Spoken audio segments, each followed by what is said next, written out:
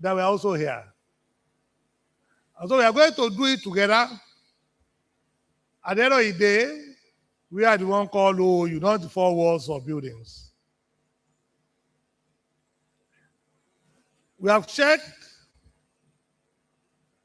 the program very well. We are able to have meetings with the PG Management Board and look at what they are oppressing. We've already met all the heads of departments where postgraduate programs are situated. We have also discussed this same matter extensively at the last Senate meeting that was held last week. So we are left with two steps now, today and tomorrow. Today we are meeting the students. Tomorrow we are meeting all postgraduate lecturers. And from there, we can then move forward to take some decisive decisions on how to pursue it. The program is going to assist all of you. It's also going to help the image of the university as well. So it's two-way traffic. It's going to assist you, it's also going to assist us in improving our image.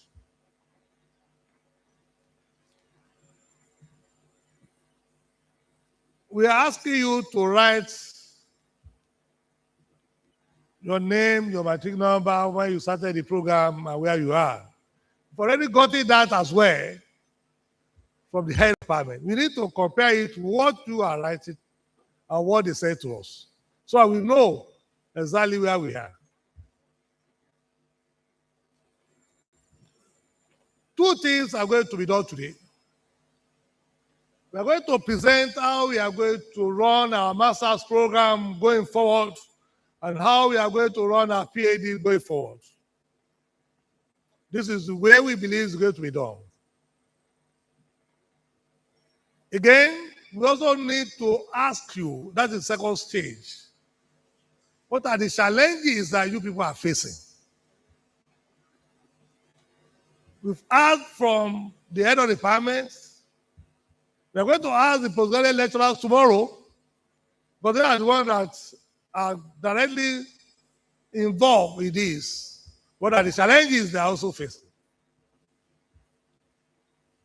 And if we're able to do this, then we'll be able to solve the problem together. The first time that I met all the postgraduates, we proposed some modifications, but it was not fully implemented, simply because there was no Senate backing. We thought it's something that we can ask the PG school to run through and implement it. But this time around, Senate has taken a decision on the matter. And according to the edit of this university, Senate has the supreme power to take decision on academic matters. And so, just like Aida says, where there's no law, there's no sin. So the both sides are going to know what is involved. They've complained about the students, and I know we are having interaction with me today directly. You can also say your own. So that at the end of the day, we'll know exactly where we are going. If we say our master's program is 1 year will be 1 year.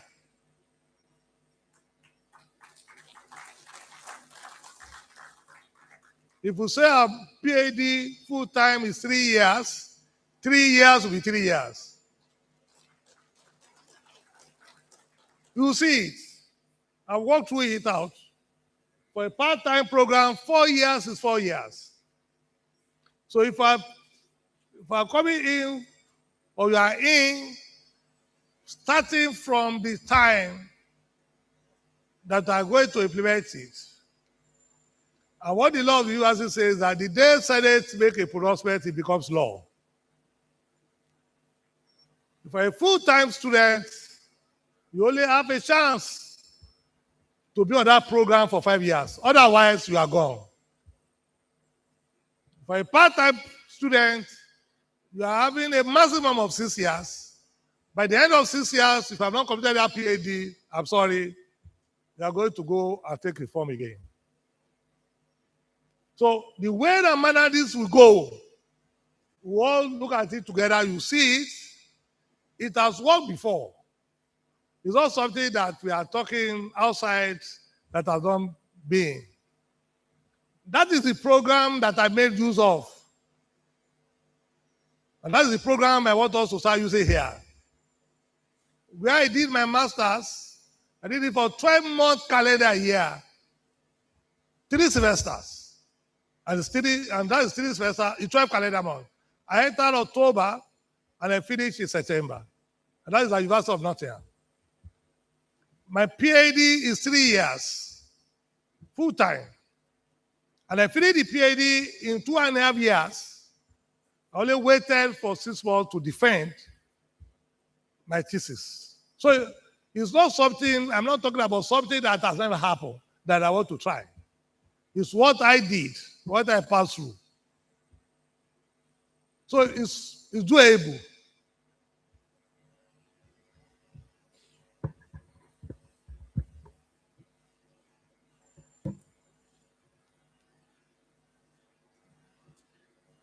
So let's start with masters.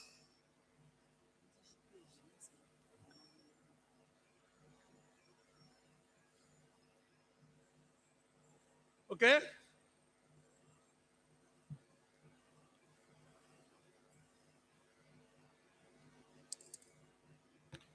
PhD program is expected, a full-time PhD program is going to be 3 semesters that NUC approved.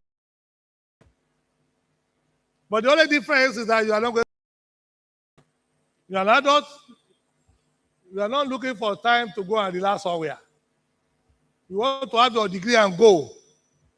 It's about your career. And so when you come in October, you finish September the following year. And that is the master. How we are going to achieve that details is what, Toby, can I use this?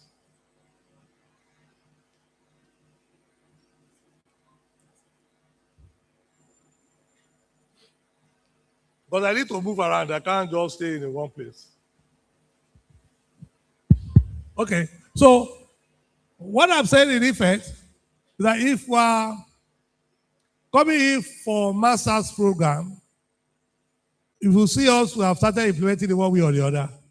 The advert is already out, which has to, if you look at it, after the first semester examination, we put up the advert for the new session. That advert will run just like we do for the graduates, you know, immediately after JAM, they always do the JAM examination in March, April. That is in between the first and second semester. In this university, we have recognized our calendar in the last 3 years. You can predict us. We run October to June. By June this year, we are now in the 9th of the calendar. That is what we want to now introduce to the postgraduate program. If you can say, do that at the postgraduate level. We'll now start as early as possible. That by the time we are getting to September, even if it's just one person that we are able to admit, I won't advertise anymore. I won't do it such a way we we continue to admit few days or few weeks to the end of the semester. That has stopped. That has stopped. So please, if you know anybody that is in me, tell them to go and take the form now. Once I close it, I'm going to do it like jam. Once I close it, out postgraduate program. When you say approved program for universities, postgraduate program is icing on the cake. So if a postgraduate program is going to cause more damage to the reputation of the university, then I need you are the output. And whatever you tell people outside there, I always talk to the undergraduate students. And that is what says the OU.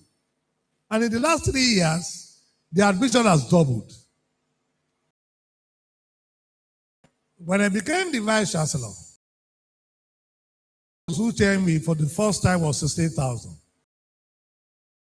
Now was 22,000. And the last was 36,000. So I'm hoping that this year it will be about 50,000. And the admission has also progressed rapidly, starting from 6,000 to 7,000, was close to 10,000, the last one that we did. And we presented 54 accreditation for AUC last year. This is the first time that this university is presenting a large number of accreditation. And I'm happy to inform you that we are in all the programs. So we are going to put that same to our postgraduate program. This university has come of age. We are being around now for close to 44 years. So if the university has been around for 44 years, then the postgraduate program should be better than this. We should start moving, having more postgraduate program admission in our postgraduate than the undergraduates. Because the nation really is. Because if we talk about innovation, these are the people that are talking about. When they say universities are, is the postgraduate program, which undergraduate can do innovation. Which kind of research are they doing that will bring about innovation? So we need to develop it so Nigeria and the world will see and benefit from the work they are going to do. So we want to do it in such a way that we don't want to assume that all students that are going to come for a postgraduate program will be those people that are actually freely from OU. It's always an assumption. That's why they don't do orientation when you are coming in. And then people start running up and down to start asking questions. Because it's just an assumption that you know your way. Even people that finish from OU. The event of the last 3 years, when they come, they might not even be able to recognize our university any longer. Talk less of people that are coming from outside. So we now agree that we are going to start with orientation of our students. When I did my master's and PhD, they also did orientation for me. I know where and when and what to do at appropriate time. I'm very sure the majority of you do not know that we even have one of the highest databases in this country. And you see us also have 5 databases in library. We have 25 databases. But how many of you have made use of it before? It's because you don't have that information. But if orientation has been done, you will know. Oh, if I'm looking for one information or the other, I can get it in my own library here. Again,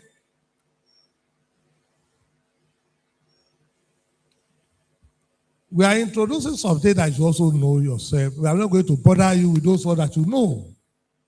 It's the new one that I'm going to talk about.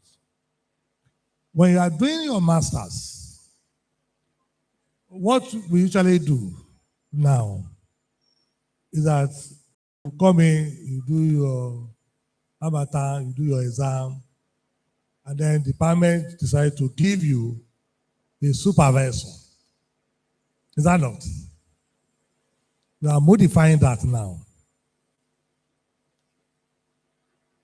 What we are going to do now, going forward, is that they will still come in for your lectures, just the way you're supposed to be. You also have access to the lectures and the topic you are expected to have, and when you are supposed to have them. You know there's a difference between the two now. Unlike before, where the lecturer will just say, come in, I'm going to teach you by 7 p.m. I'm going to teach you by 9 p.m. today. That has to stop. It's a contract between the two of you. Everybody must know the time that you want to do it. So I'm going to use a full time as an example. Full-time masters is expected to be at least twice in a week for lectures. They can make use of twice in a week for lectures, because it's more or less an interaction program. You are expected to use the remaining 3 days. If you are a full-time, you expect that you will be on ground every day. That's the meaning of full-time. You can then use the remaining 3 days to visit library, to do all those things. Whatever you want to do. You can use our library anywhere in the world. So you might not physically be present, but you need, what it means is that you are in class, because you need to be visiting library on a daily basis. Okay? Now, before the end of the harmattan, we're expecting the departments to come up with the profile of all the lecturers that are taking those courses, and summarize themselves the area of their specialization. And the student is also expected to take at least 30 publications in the area that is of interest to that student. And then you do the annotated bibliography of that 30 publication and summarize what you want to do. Those gaps, you summarize them. You then come and present that in the department in line with the areas of your own interests. And pick 3 out of those lecturers and list them. So the department will then go ahead in line with what you presented to them and know who and who is supposed to supervise you.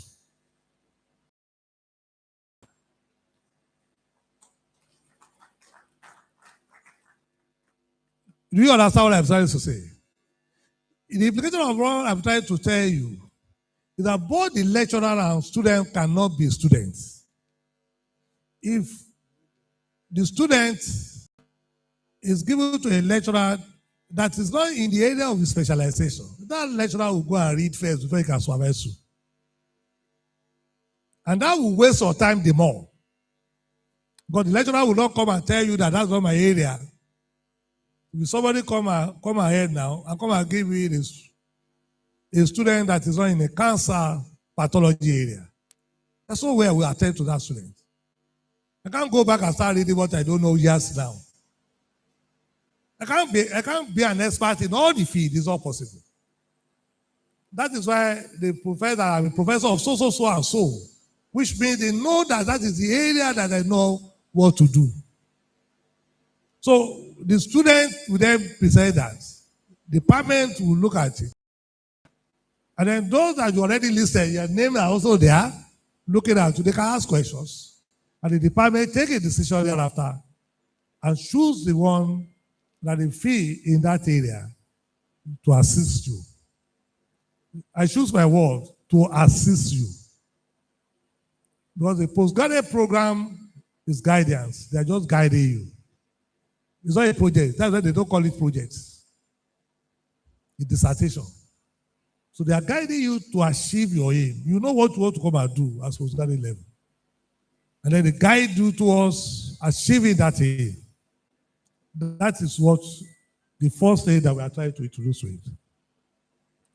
The second thing that we are introducing in October, by January you must semester examination. And before the end of January, that is when you need to do all those presentation and get the supervisor. So by the time first semester is ending, you know who is going to work with you. And you do your second semester and you attend all those programs like that. And you know, the third semester, which is more or less the research work,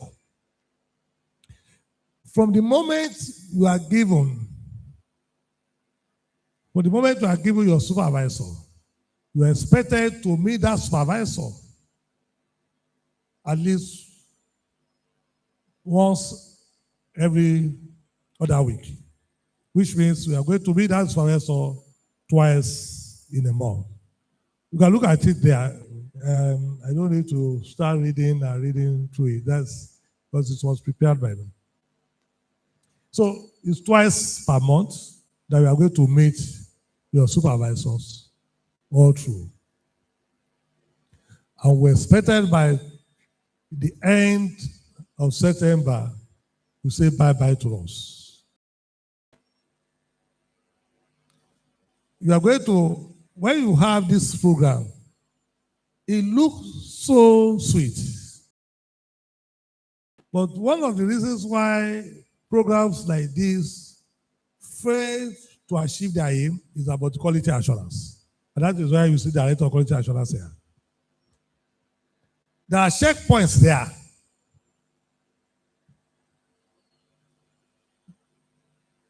If you don't fulfill those checkpoints, you are not likely to register.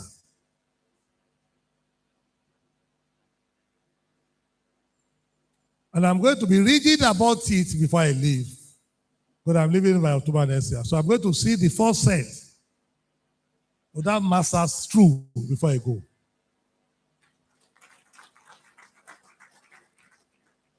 So both the students and the lecturers are also going to be. They are going to write reports, and the lecturers are also going to write reports. And those reports are going to be discussed at the PG board and then sent up for everybody to see. It's going to be online. It's not about physical. So if whatever you are sending up, the moment you generate it, I will see in my office. This is my laptop. Now my phone is my laptop. I see everything that goes on in this university in that place. For those of you that post things on the PG platform, always see me there. Before I go to sleep on every day, I go through all the WhatsApp platform of this university before I go to bed. And I check what is there and make a response. So we'll see it. We also encourage you to make sure that you get to where we are going on time. Okay? So the details of what we are talking about is that if we take it one by one, we said the meeting with the supervisor will be every other week. And then the topic of research through a review of 30 is always better for you to make it 30. So that it's at your own advantage anyway. So that you have more area that you can, because if it's 20 and it's narrowed down, you might also force yourself to a point that they can rubbish everything that you are presenting. But if it's a little bit wide of 30, you can find 1 or 2, 3 topics out of that research gap that when you are presenting, they can say, oh, you also know what you are doing. The essence of all this is not for the department to force topic on you. It must be something that you have researched on yourself. and be able to present well. But we also discovered that some of the postgraduate students also go and take another person's thesis somewhere and be copy. If you do that, this one will solve the problem. We will catch you. Because we are going to show also those things that you are presenting. Because all the annotated bibliography that you have done, they will receive it first and see the gaps that you are talking about. We won't leave you to it. The gaps that will be useful to you that you are going to be looking for in every articles we are going to teach you. They taught me. So we are going to come up with all those gaps that you are going to be looking for in a particular journal article. So you know exactly how to criticize a journal. So that will make it easier for you. Is it the methodology you want to criticize? Is it the theory that they make use of? Is it the way and manner the finding was reported that you are criticizing? Is it where the project was done that you also criticize? Because all this makes sense. Is it the population that they are talking about? Is it the location? So all this will help you to be able to come up when you are talking about those gaps that you will see. That's it. And when you summarize your gaps, you'll be able to come up with the research question and everything you want to do. You see it clearly. Research is not something you cram. It's something that you need to walk through and be part of you.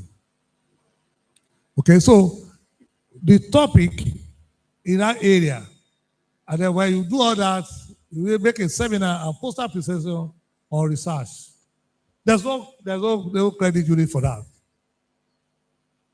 But it will help you to get to where we are going. Because once you come for postgraduate program, the essence of postgraduate program is how to carry out an independent research to be a scholar. And so from master's level, we teach you that habit of how to be a scholar. To the next stage, stating all done so far. So the supervisor will be there to say, yes, I agree. Yes, I don't. And that makes it clear for everybody to see. If a supervisor has agreed with you up to this point, he can't come back and tell me that you are not doing well. Because we have done it together. The topic is done. He knows how you arrive at that topic that he wants to give to you to go and work on. Are we there together? So that all of you are working through it. It is not about students versus supervisor any longer. The two of you are in the same boat. Once it is agreed by him or her. Now, we go to the registration, of course, work with physical examination at the end of that semester. So, we get to the next semester, we start to omit it again, the poster presentation of progress in the field work, and then other presentation of the progress of the research. What we are trying to do here is that we don't want you to go and wait till third semester before you start presenting the data that you have in the poster form or in the seminar in the department. And the reason is that if I'm not making good progress, they will know as quickly as possible. Because one of the things we have discovered at Senate is that we see that students always pass all the theoretical aspect of it. And then you say, bench work. I would then ask myself, how many years are they going to be on the bench and the bench will not break? That bench will break now. If you continue to be on bench this year, bench next year, you sit down on that bench will break one day. And what it implies is that when they are going for that field, they don't know what they are going to do there.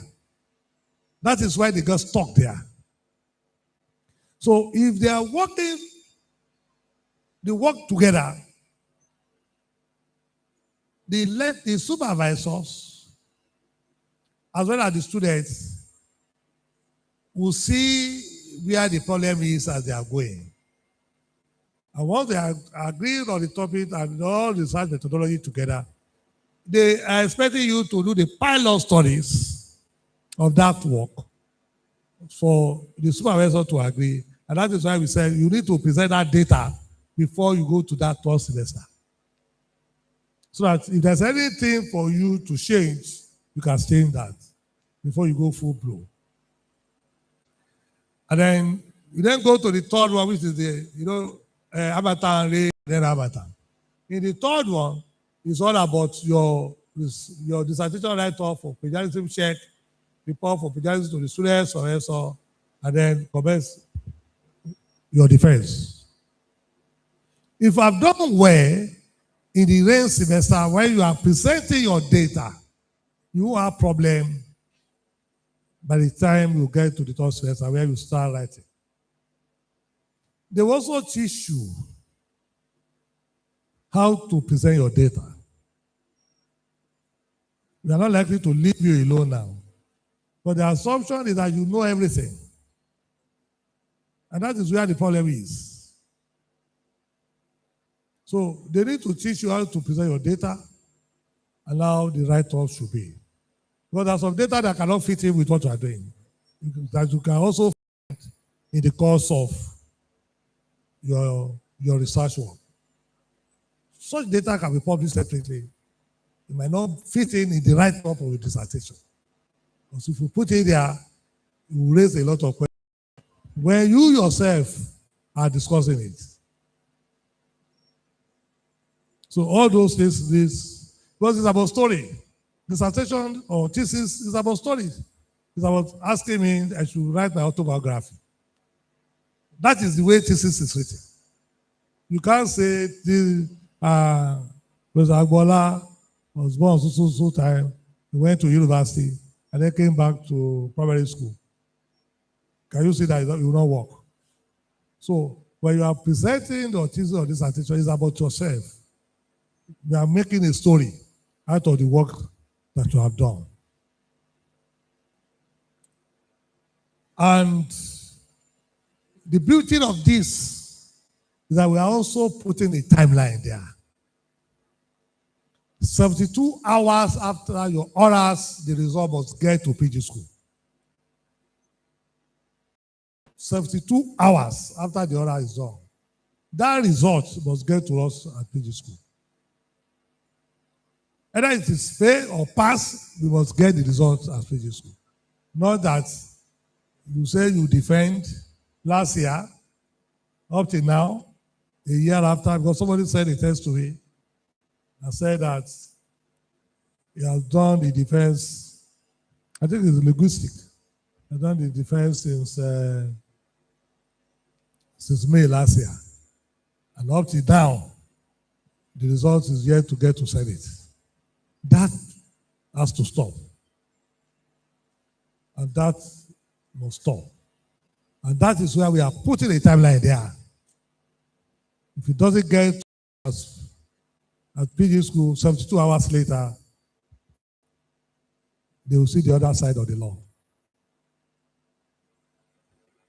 So everything is about the law. We are putting check and balances on it now. For those that are going to do 4 semesters, is also written. It's the same thing. The only difference that we restricted what they are going to be doing. So before I go to PG, is there any question for me? I'm sorry, before I go to PhD, is there any question for me? Yes, the man at the back.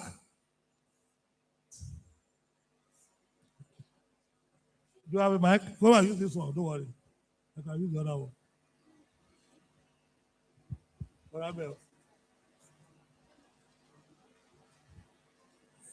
Is that okay? If you have question, the DVC account is saying that you should come forward. Just come forward if you have questions. Don't worry. I've dedicated today for this program.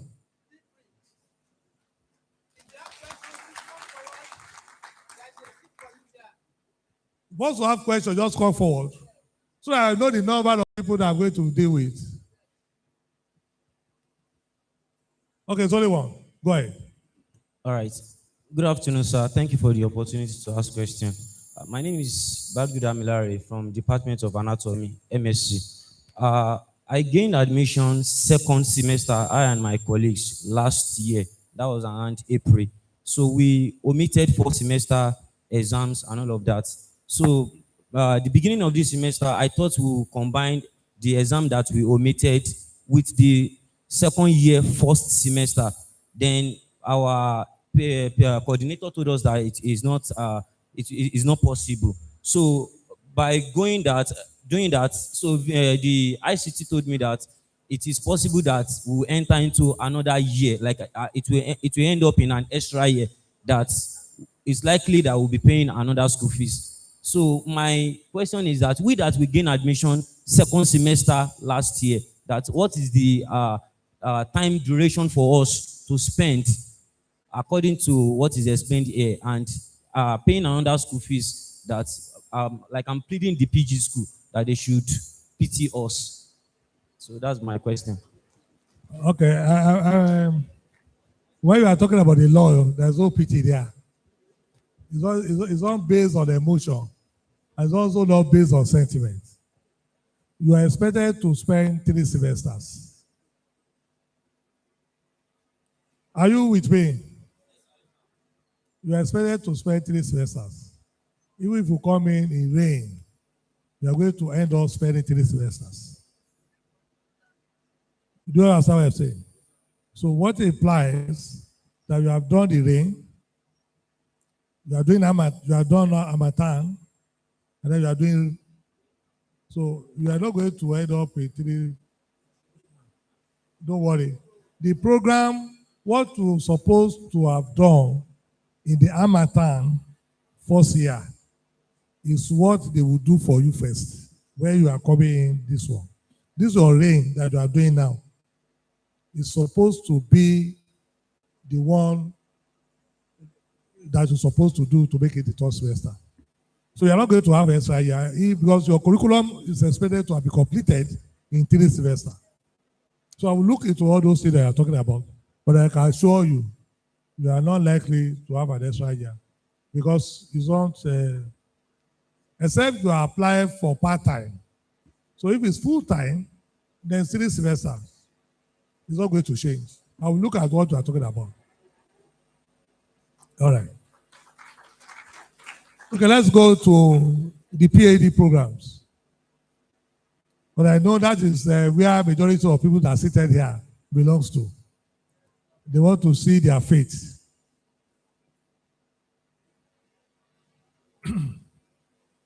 But I also want to tell you that even if this one, we are going to start the flow chart by October, but for those of you that are already in the program, it will also fit into your program.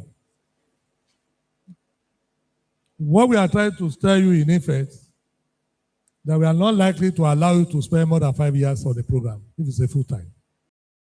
I know some of you have spent 7 years already.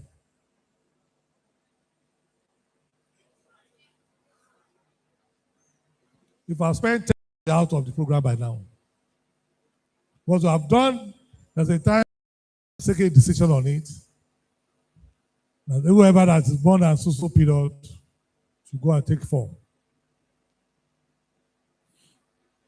I don't know why PG school refused to implement that position. It is a law. But going forward, we are going to implement that decision to the later.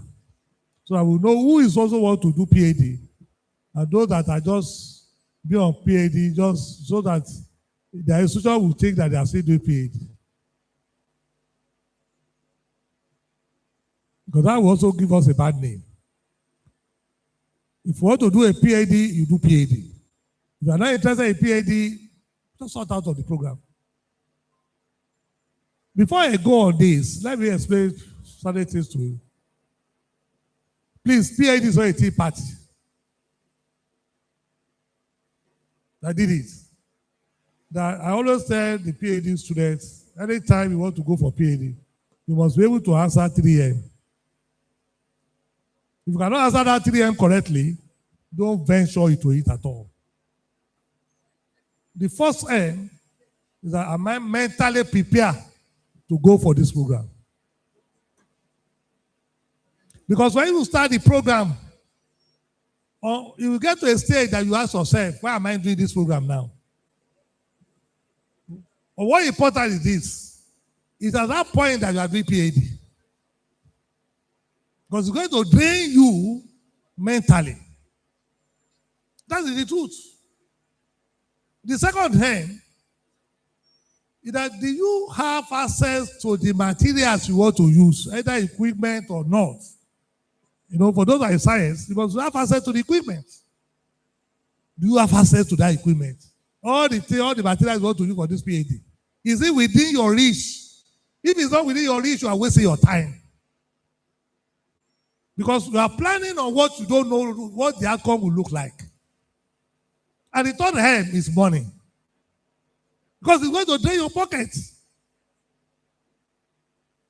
That is the truth. So you must prepare for those 3 things before you eat. It's not a tea party. I know the number of pounds that some of us use to get PhD. So go for PhD. Do I have access? And the third one, I have access to the money because it's going to have. Okay, let us even forget about the school fees. How much is school fees? You want to go and take samples. Are you going to go with water? Eh?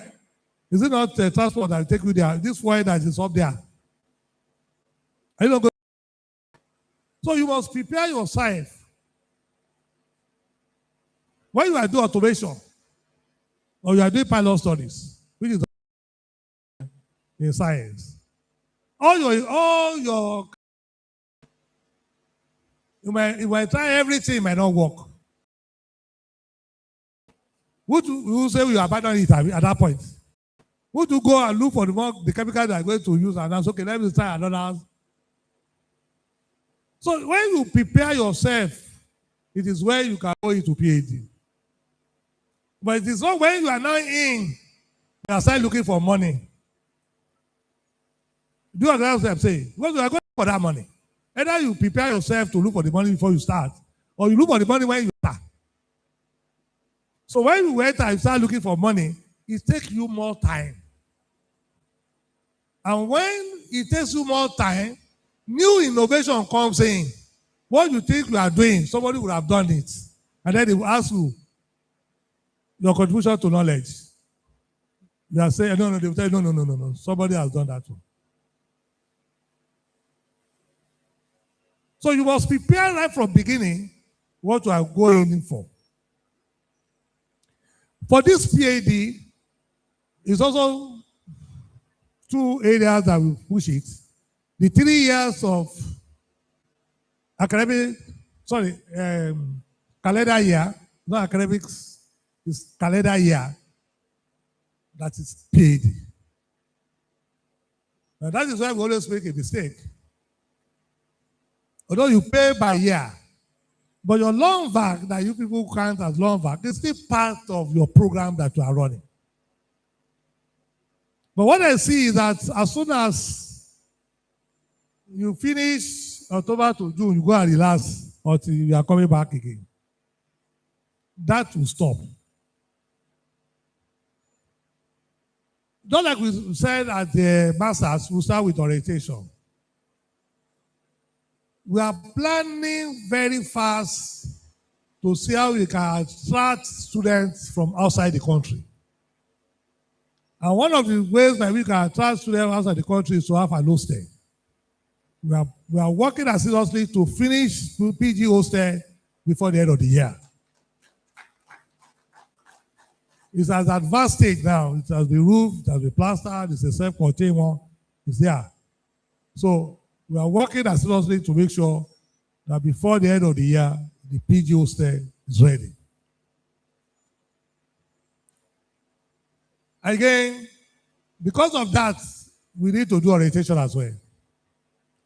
And we are also happy, we are thanking God that it will make life easier for everybody, because we just read it now that President Tinubu has approved that Ibadan-Ijebu Road should be dualized.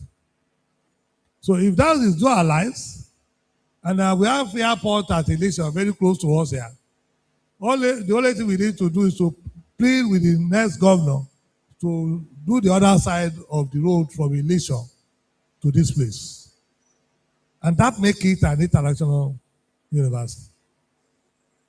Because anywhere you can get to OU. Whether you are coming from Ibadan, the road is good. You are coming from, if you come by here, you come from Lagos, from there to this place.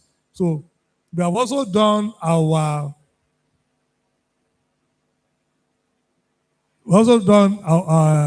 study to look at all the things that will make our university more attractive to the international community.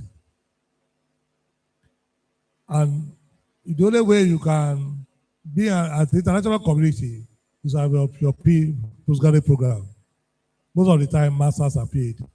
They will not leave their country to come and do undergraduate here. So we need to focus on that and make sure that we achieve that aim.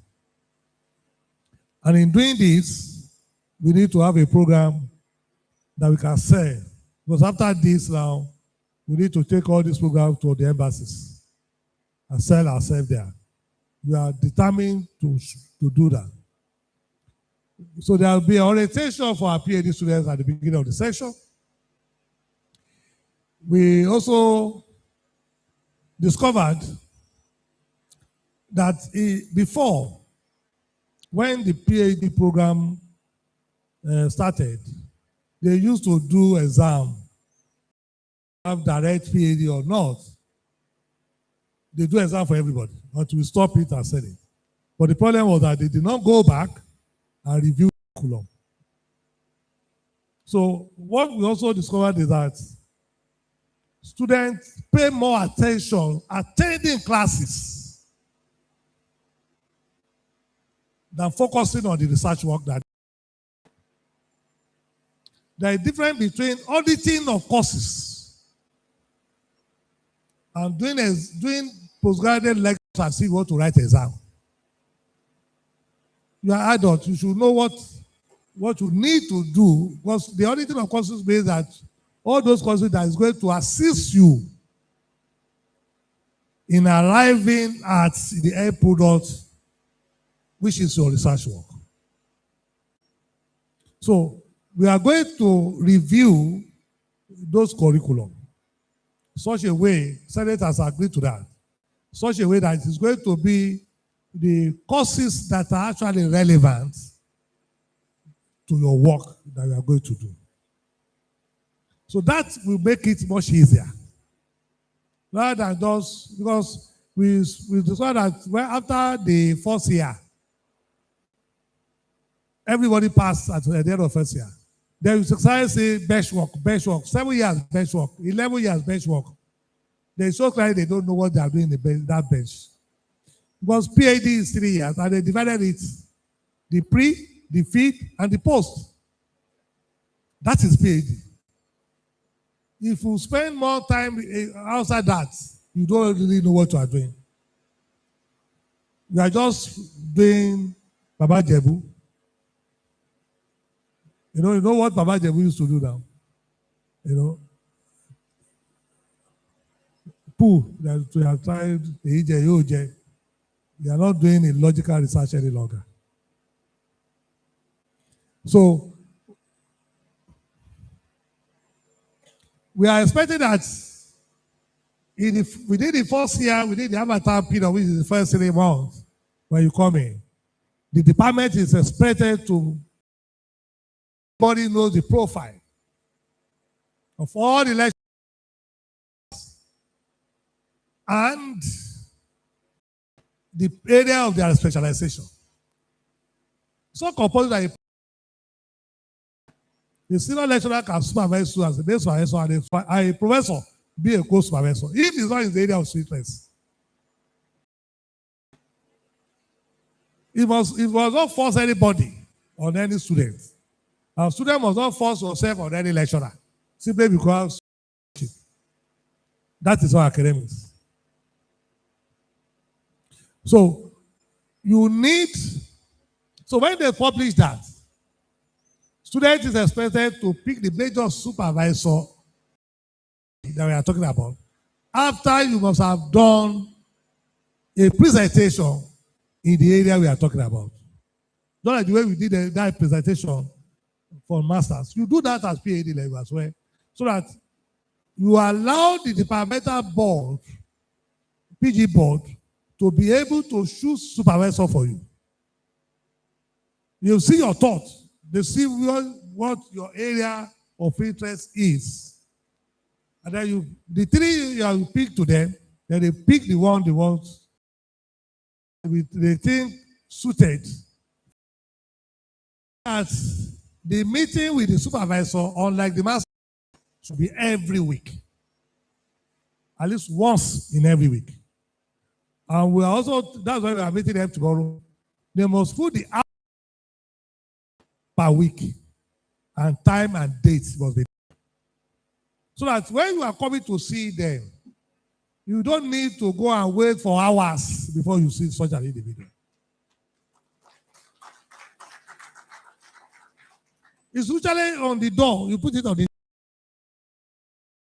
the visiting hour. 5, is it 10 to 12? You'll be there. And then you know yourself that this is it. When you are coming to see your supervisor, because it's a two-way traffic, you want to have sent what you want to come and discuss with him. It's not that you come, sir.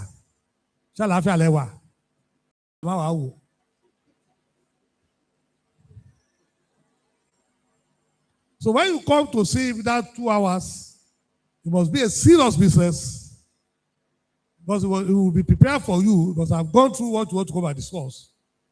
It must be a serious business time.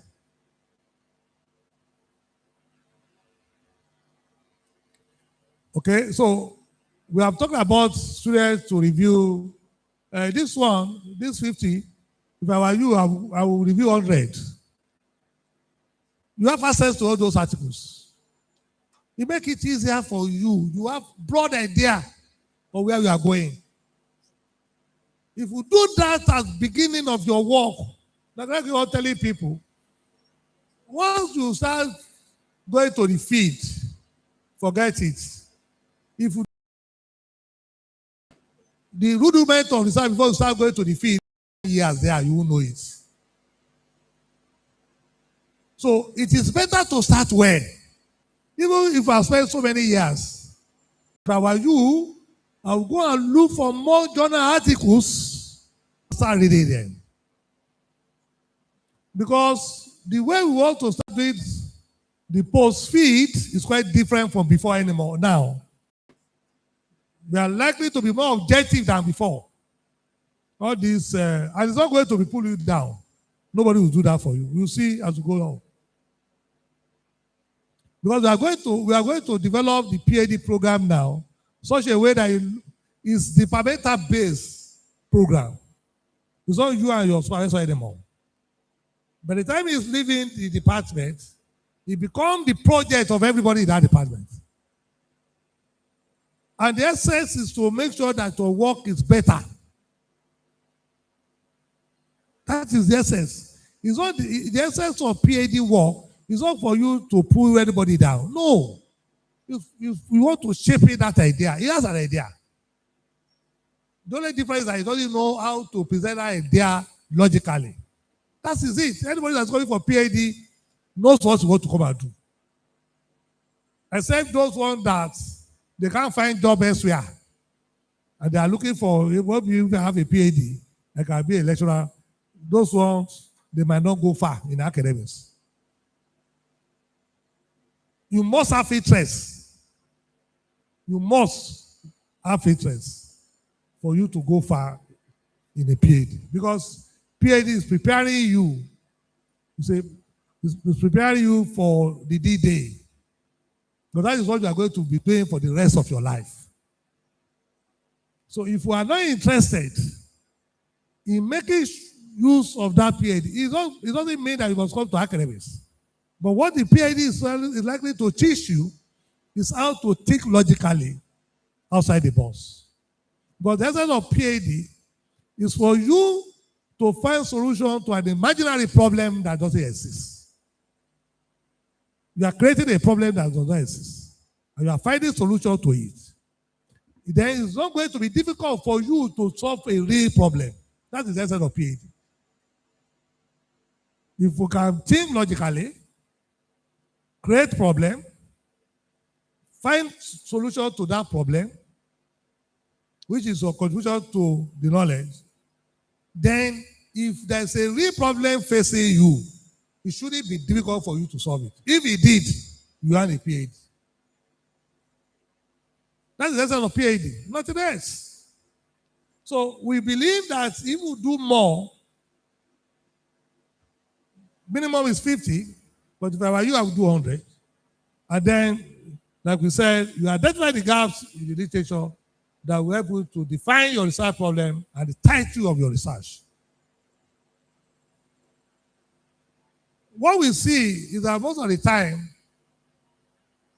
they will ask you to go and look for topics. Is that not? Bring your topic. But do they ask you, how do you arrive at that topic? That is not research at all.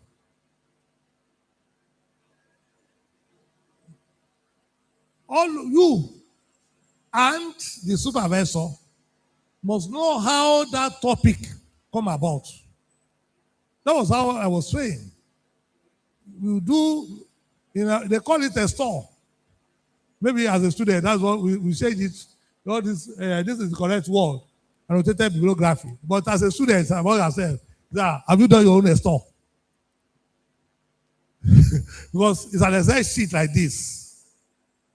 I will take every article one by one, the age, the size, the population, the material used, the literature, this and that. And under every one, you must be able to say what that journal has not addressed. So by the time you do, our own time was just 50. By the time you do that 50, you just summarize that 50. When you summarize that 50, forget it. You will know how to solve the problem yourself. Because you will have criticized the methodology that person has used. You would have criticized the population that person was have used. You would have criticized the interpretation of that work that person has done. And the references that person may be use of may not even be relevant at all. But at the time you finish, you yourself will have come up with where the problem is. At that point, you still don't have a topic. You only have research work that you want to carry out. Because you won't know this, you don't know the topic. That is why it is when you want to, when you finish and come back from the field, that will tell you registration of title. If you know your title right from beginning, will be this school asking you to come and do registration of title. So that is why I said it is not about topic. That is not PhD. It's not about topic. It's about how you carry out your research that will give you the title, that which is the topic you are going to register. So when you do this, and be able to get to all your research, methodology and all that research question, the objective of the aims and objective of your work and all that, we move to the next stage. And this is how the supervisor will be chosen. Please, let's go. Just go up a little bit. Okay, wait. Okay, so at this stage, we believe that when you present this report, that is a progress report, they will then look at it. Of course, your supervisor and yourself have been working together right from day one, every week. And you are now at the point, now you still do it. You do your poster presentation and seminar, 1 and 2 in your department. Is that not? But now we are introducing the third one. And the reason why we are introducing the third one is to help you to fine-tune your work. So the first and the second one, your poster and seminar that we are doing at the level of your department, when you do the first one, it is expected that the department will have input. But your supervisor, both of you must have agreed that there must be input at the level of the department. And they're asking you to go and make that adjustment and come back. By the time you come back for that one, is the report, they ask you to do, you present again, and then they see it. Once they agree, you take that to faculty. So what I'm trying to say now is that before you go to the field, the faculty must look at what you are doing. And what it implies is that don't get agitated. Because at the level of the department, that is where the experts are. Others will just look at the logical way by which you are thinking. It's the expert that knows the integrity of what you are talking about, whether you are saying the truth or not. So if they want, so the essence of taking it at the level of the department before it goes to the faculty is that it becomes the project of the department. So when you are going to the faculty, if they disgrace, I've told them, if they disgrace you as faculty, they've disgraced all of them at the department. Because they are the one that said, oh, this is fantastic. And then you get to the faculty and somebody is saying it's rubbish. And you are sitting down there. Or you are the one raising up your hand at that place. And say, this is not good enough. Where were you when this thing was being discussed at the faculty level? At the parental level. So if we're able to do it logically like that, the students will finish on time. Another one that we introduce in between is that before you go to the field, you need to test your instrument. You need to test that instrument that you want to go and do on the field, which is more or less a pilot study. For those that are doing science, that is automation that we always talk about. Okay? So, if you do that, before you go far, you must come back and present that pilot study data. Before you start that feed proper, you must come back and present your pilot study data. It is for your own good. Because if you start on a wrong footing, and you have generated a lot of data that doesn't make sense to you, when they come back, you go back there. And that is when you then be at the mercy of somebody. Okay, but I wish sir. I think I did sure, sir. But I didn't say, sir. At that point, you are at the mercy of all of them. And that is not research. But if you do a pilot study and present the data, they will see that data and be able to correct you. If you test your instrument, if you go to do pilot study one or two twice, it is better than you spending 3, 4, 5 years on bench work. We have already put timelines to every one of them. All this I'm talking about, there are timelines. So if we are going to do a full-time PhD, you need to tight your bed the way I tight my own bed today. Because there are timelines attached to every stage that they put there. Not like the way they put a timeline there. That's the only way you can make it. It's not easy to stress yourself, but it's better for you to stress yourself at once and forget it. So when you do your pilot study, that data will also go back to the faculty. You present it at the department, you present it at faculty. And once that is done, and they sanction your pilot study, guess what? You finish at the record time.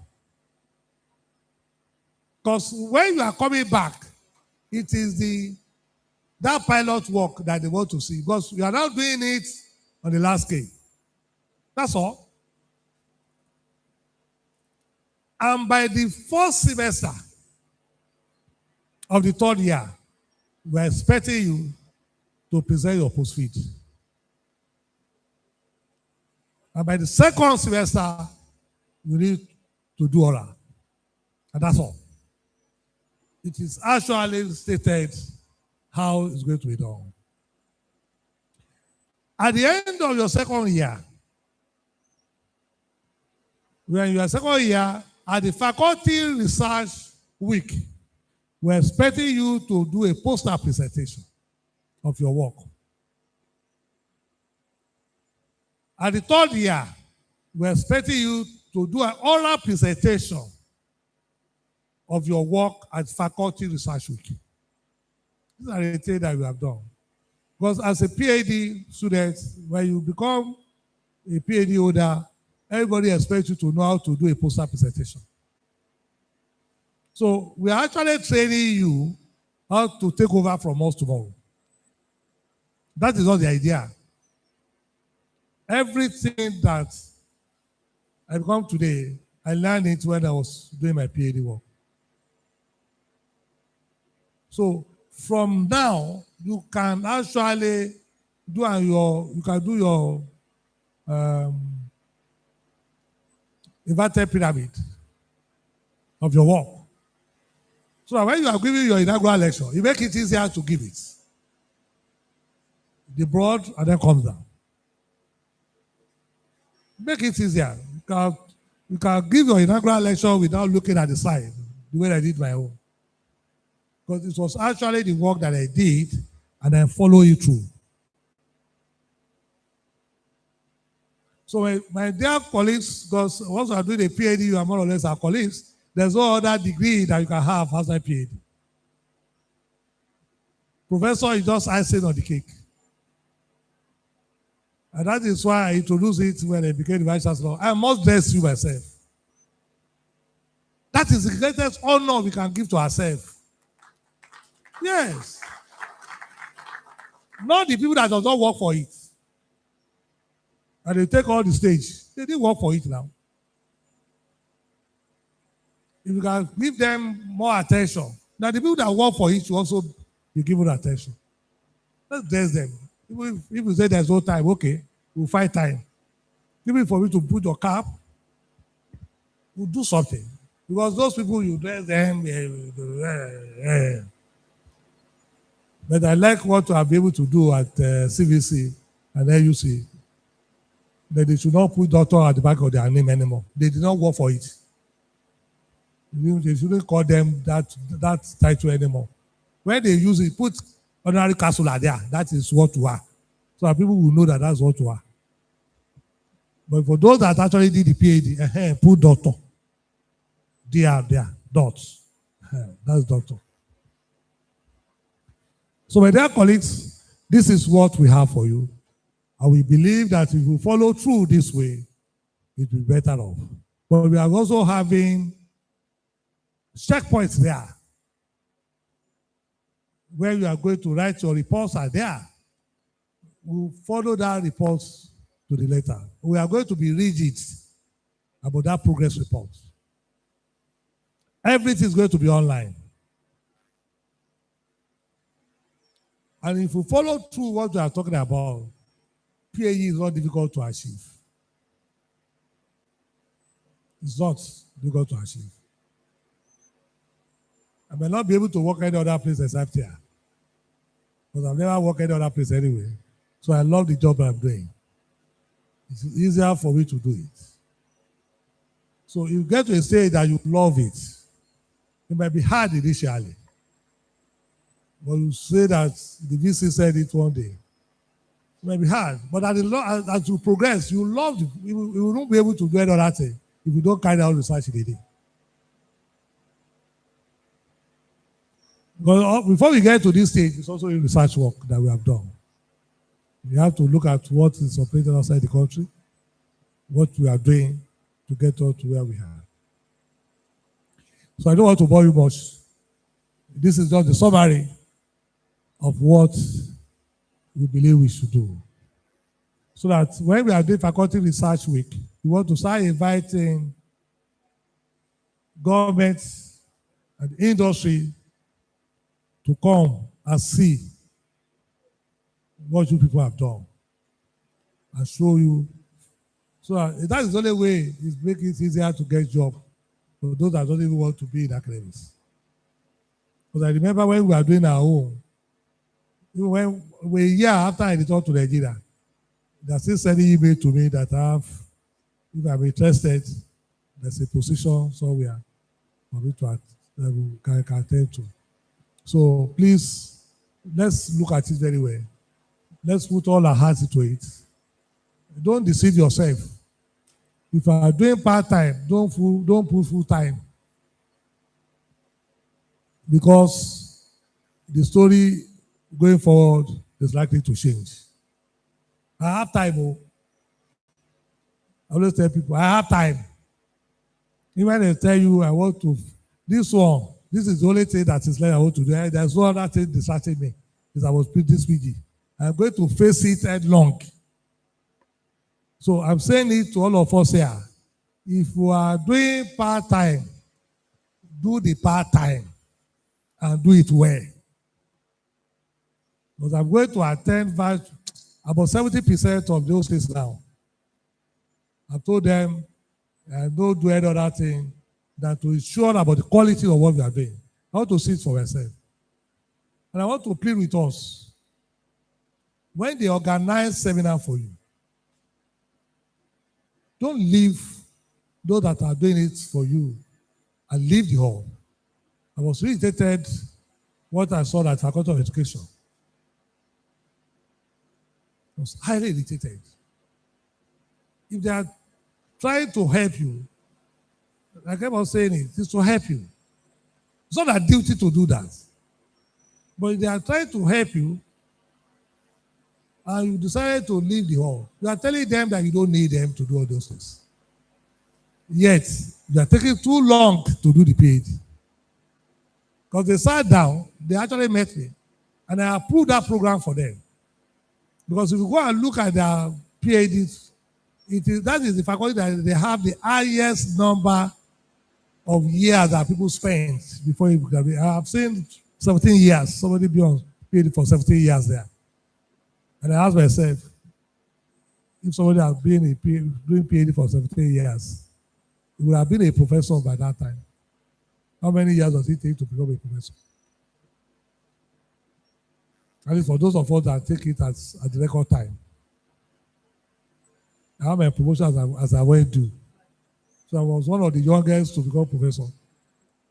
Every 3 years, I take my, except when I was in Nori to become professor from senior lecturer. And I wanted to wait for 5 years so I can become one. That's the only time that the time was against me. I had to become leader for 5 years. I spent 5 years to become leader. Except that every 3 years I got mine. So please, just face this thing. If you want to be in academics, be in academics. It's not a tea party thing.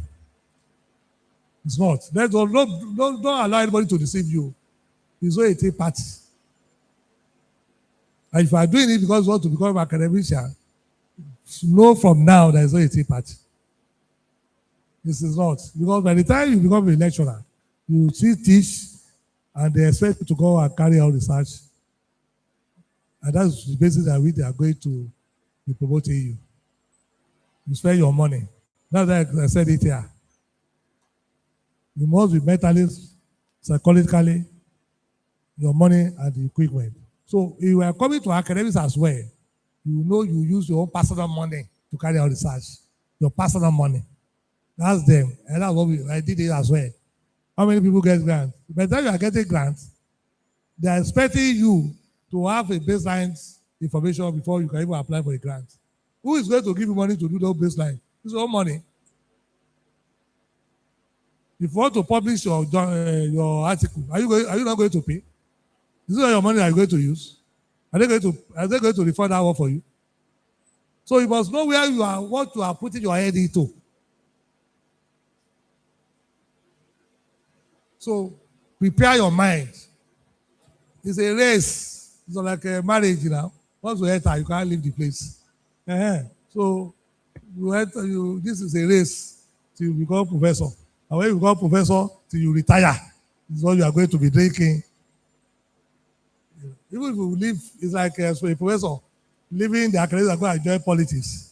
It's like taking fish out of water. It won't fit in. There's no way you can do it. If you fit in, you should come back again.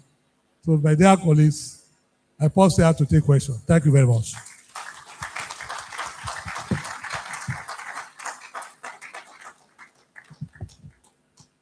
So, if you have questions for me, how many people?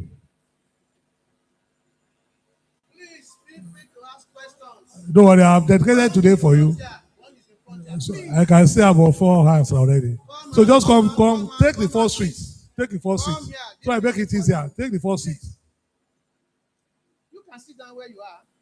You are in front already. Let them take the first seat. I will try as much as possible to answer all the questions. Please come in front. Ask questions, please. They are dedicated today for you. Am I allowed to sit down? Thank you very much.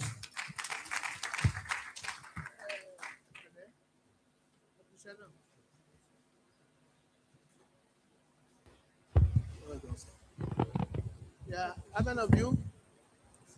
Okay. Let me give him a very heavy round of applause, please. Standing up for so many, about 1 hour, presenting another inaugural lecture, also another PhD award. If I have my way, I would have awarded him another PhD. Another round of applause, please. Thank you, Mr. Vice Chancellor. Can they start asking for questions now? Yeah, from here? Okay. Yes. Sorry. There are some of them online. Yes. Maybe we should start with their own question. Online. The online ones. Okay. But it seems I cannot read it from here. So can somebody read it for me, please? It's a little bit tiny. I can't read it from here.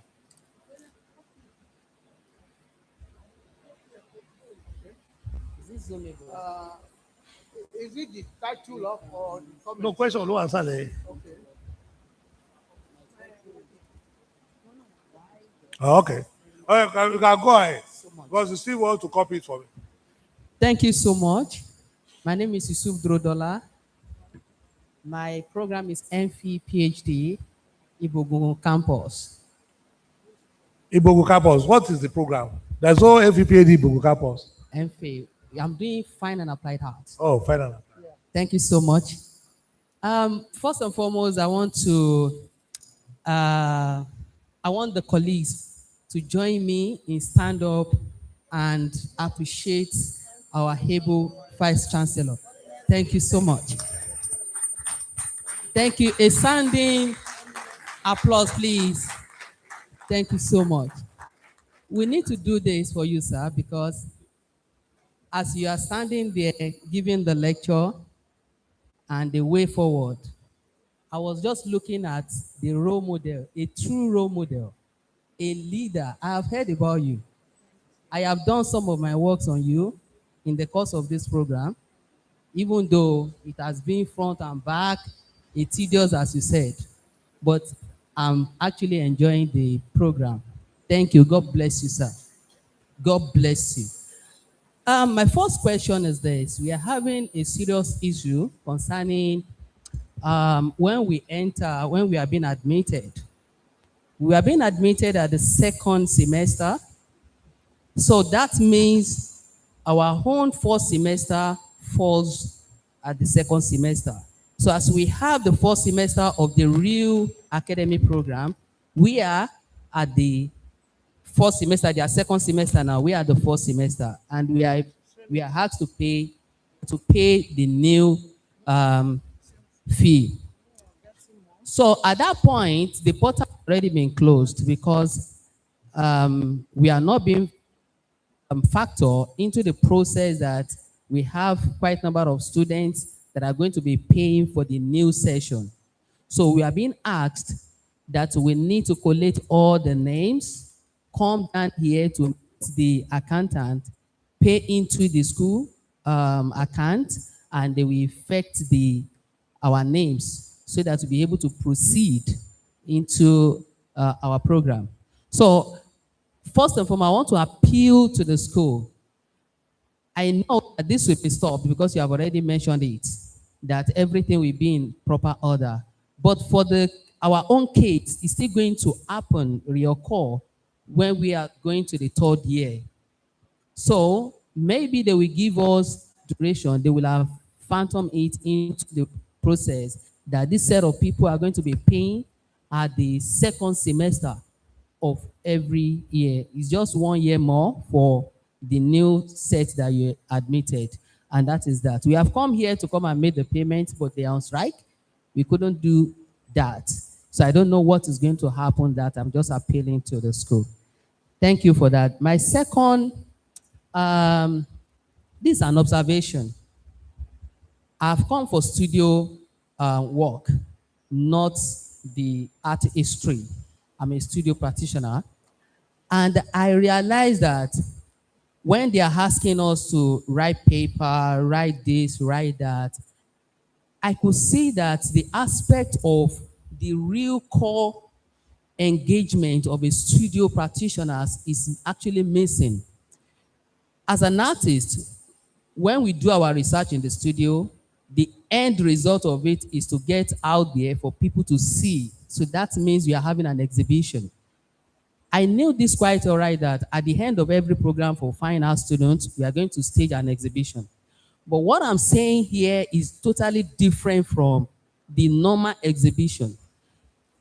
As we are writing paper, putting in a journal, publish it, is the same way that a studio practitioner should be able to have an exhibition in a reputable gallery for people to understand that you have actually come for this program, and it's a PhD. I'm talking about the PhD now. Maybe master could be, exempted. But for PhD students, studio practice, then there must be a level of, a master input for you to stage an exhibition in a reputable gallery where the school will also connect. Is a collaboration between the school and the gallery to stage an exhibition, both in group show and in a solo exhibition.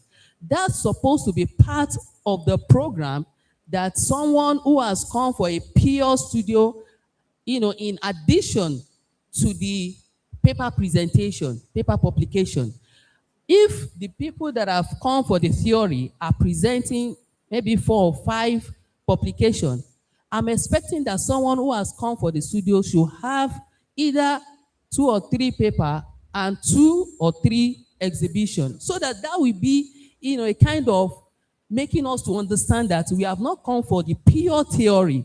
We have come for part of the theory and major in the studio. Thank you so much, and God bless. Okay, let me clarify those 2 things that you mentioned.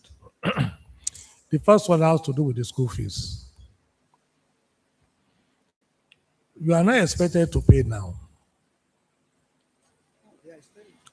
We are trying to normalize all the calendars. Those that started, for the masters, they don't have any issue. They can pay, they will pay full and then half. Yes, for full time. For 2 semesters. That's 2 Okay. sections. So they pay for 2 sessions. Yes. Okay, so what it implies is that the man that asks a question about extra year, that doesn't exist. So what it means that you still pay the 2 sessions, Exactly. and that solves the problem. Different. Yes. We are not going to have an extra year if we don't feel any cost. Any course. Okay. Now let me answer the PAD. For the PAD, like I said, is 3 calendar year for full time. Now, if you call me in April, which is the second semester they are talking about, we'll still pay for that section because we are expected to pay for 3 sections. So you are not going to pay more than that 3 sections as well, if you don't go beyond what is supposed to be done. Don't forget that either you pay in Amata or you pay in rain, you pay per section. Are we there? Because the session is usually either 2024, 2025 academic session or 2025, 2026 academic session. Both Amata and rain form the basis of that session. When I did my PhD, University of Nottingham started in October for that session, but I joined 1st of April the following year, and I still pay for the session. Yeah. The records are there. But the difference is that the person that started in October will finish September the 3 years that made in September. When I started in 1st of April, my own 3 years end 31st of March. But the problem I have here is that they might not be able to follow through that sequence. That is why I said we'll regularize it to make sure that everything will start in October. Okay? Now, on the issue of studio, I see what you're trying to say, that we should also encourage practical more than the theoretical work. Let me say that what we are talking about for other science, every science, they are not theoretical work. Every science program is not a theoretical work, honestly speaking. Your ability to translate what you have done into writing is the thesis. Do you understand what I'm saying? Okay, let me use myself as an example. I take a sample from the female, because all my work in this life is breast cancer. So I don't see breast that is normal, I see abnormal breast. So I take sample from them, and I process it. Nobody see me as well. That's which is one of studio we are talking about. Nobody see what I'm doing. It's private. But I'm able to report it logically for people to see. You can present it as artists for people to see what you are doing. Like I keep on saying to everybody, experts are in the department. For us to start that program, shows clearly that we have experts there. I know that the dean of that faculty is of that department. He must have become professor using something. I mean, PhD is about mentorship. How he become professor is what we ask him to come and teach you, supervise you, and guide you to have your own PhD. So you might need to discuss further with him if publication, because what we are talking about is not about publication now. They are not publishing anything. It's just a single thesis that everybody is presenting. We're only asking you that before you do your post-feed, you publish one international and one local. You have 2 publications that you are going to publish now, one international and one local. So that as we are coming in, we don't want you to come into academics and find it difficult to fit in. Because most of the time, you see criteria for promotion for every university or academic staff. They will talk about international journals, international publications, the percentage of international, the percentage of local. You must know now that what those people that are outside the country want to read about us might be different from what you and I that are saying it here want to read about us. That's all. So, my dear brother, the answer to your question is simple. The experts in the department will advise us as appropriate on what's supposed to be done. But at the same time, you still need to produce a thesis at the end of the day. Is that clear? Okay, next question. Next. Standing on the existing order of protocol, I want to sincerely thank our amiable Vice Chancellor and other professors present here, the distinguished lecturers and my colleagues for this wonderful opportunity. Thank you, sir. I am Undubeze Dorothy from Department of Economics, sir. I have two questions, sir. Question number one, I know there are some of my colleagues in my department that have submitted abstracts and it takes months. And I want you to use your good office to look into that abstract for us so that they can fast track it in order not to see much delay. Then another question is that when we entered, we were told that we have to publish one paper. But I just heard you now, you said two. I want to ask, we that have been in the program, or some of us that are already in university post-field, is that two publication applicable to us or those that are just coming in? Thank you, sir.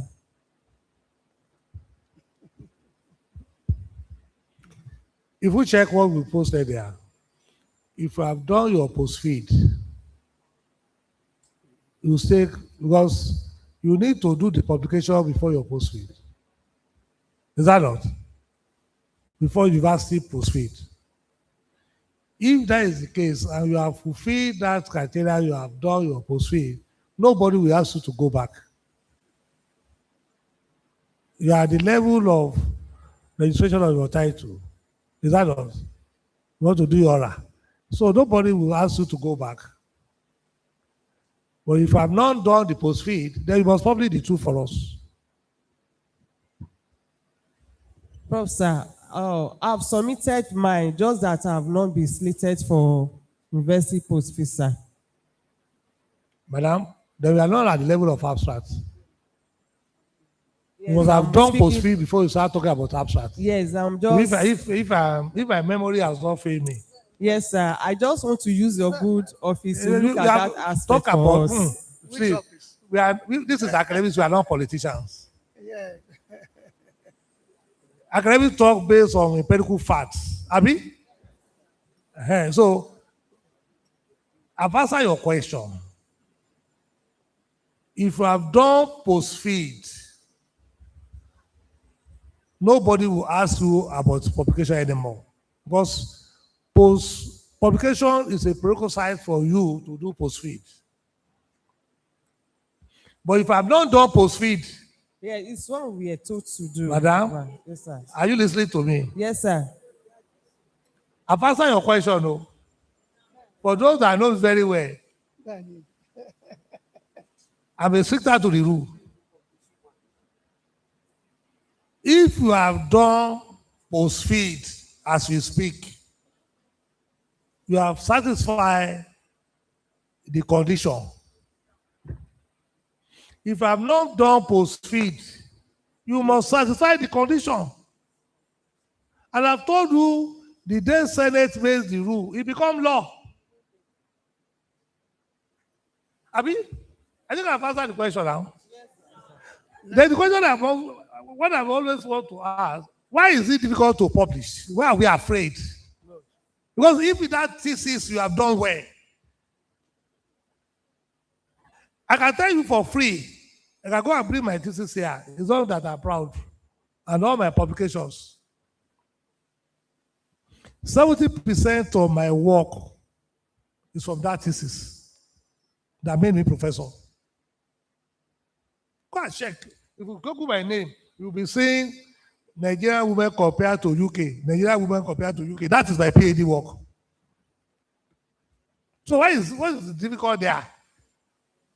In publishing what to have in that your thesis. If you think that thesis is good enough. No, I said, So why are you afraid?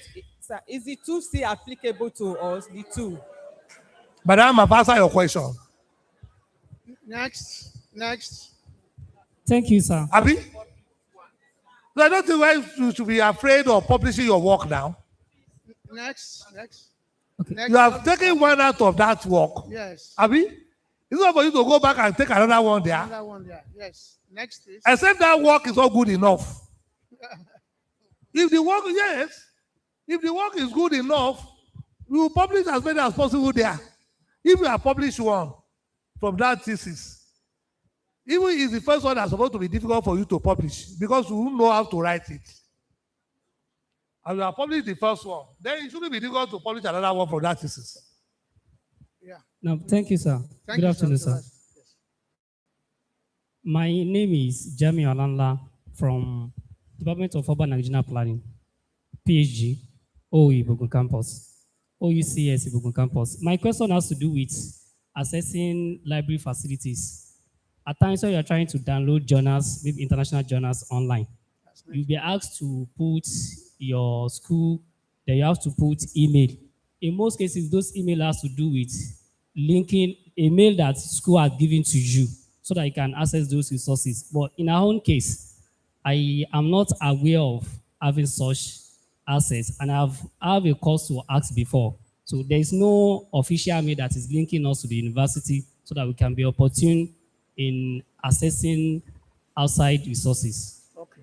That's my whole question, sir. Well, my dear students, don't get agitated on that. Going forward, every student will have official email.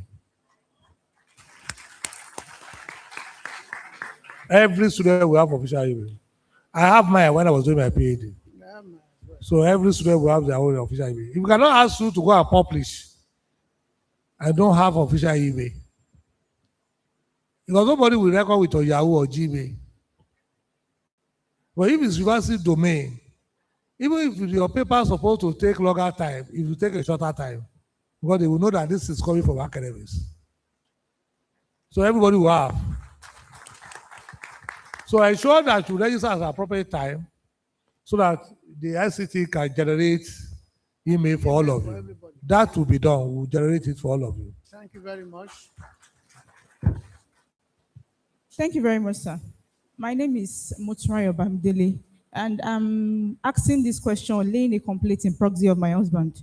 We're supposed to put in for PhD together. He had his master's here in 2018, 2019. But I don't understand the question. Are you are standing a as a student? process. I'm trying to bring, more like lay a complaint. He's supposed to... Sorry, start your Are you discussion. the one? Because I can hear prosy.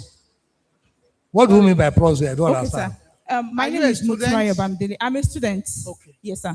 I'm a student of sociology, PhD student of sociology. Okay. I'm saying that I was supposed to start the program with my husband, but ever since he finished his MSc in this school, he has been unable to collect his statement of results. We've been over it, we've done clearance, filled every form, but there is a course they keep sending us back to the department. We've written letters and everything. I'm in my second year and he's still unable to start. Which program is that? He did Sociology. business administration. He Okay, did business admin, administration. okay. Madam, let me make it clear. He's not likely to be the only one in that class. Does that affect all the people in the class? No, sir. There is a Sorry. clarity to his case. You see, when I ask that question, if it doesn't have, because results are based on cohorts. Results are not based on individual basis. If you see me always respond on the PhD, people who ask those questions. Most of the time, such an individual has one problem or the other in that same department. If you have failed a course or something, so let us not go into that details here, because some of those things is about, let us look at it this way. And when you want to do something this way, they might not be perfectly done. I'm not saying that is what happened on this one, but from my own little experience here, I've discovered that most of those people that always have problem with the transcript, with their certificate, are those things they promise them they are going to do. But they don't control time. Everybody does not control time. Before that is implemented, maybe that HOD has been removed by the Vice Chancellor. I'll put another person there. He can't go back and be telling the HOD, I promise somebody I want to do something. Anytime they ask question, bring the result, he will bring that same result. If anybody see there's a Senate approved result and there's something on it, nobody will touch it. That is one of the things that usually cause problem. I have my own experience here. I can tell you for free. I've seen somebody that they've already signed a certificate for him by the dean of a faculty. Only for the registrar and I to sign. And we check curiously which result is attached to this certificate. We discovered that result never went to Senate. Nobody signed that result. Yet, a dean of the faculty has signed. I invited such an individual. He confessed that he did not graduate. But he was promised that he was going to be helped one way or the other. And I told him, may I don't help anybody. When they come to results, is what I see before me that appears by signature. So, if there are issues and they are asking, go forward and backward, ask him.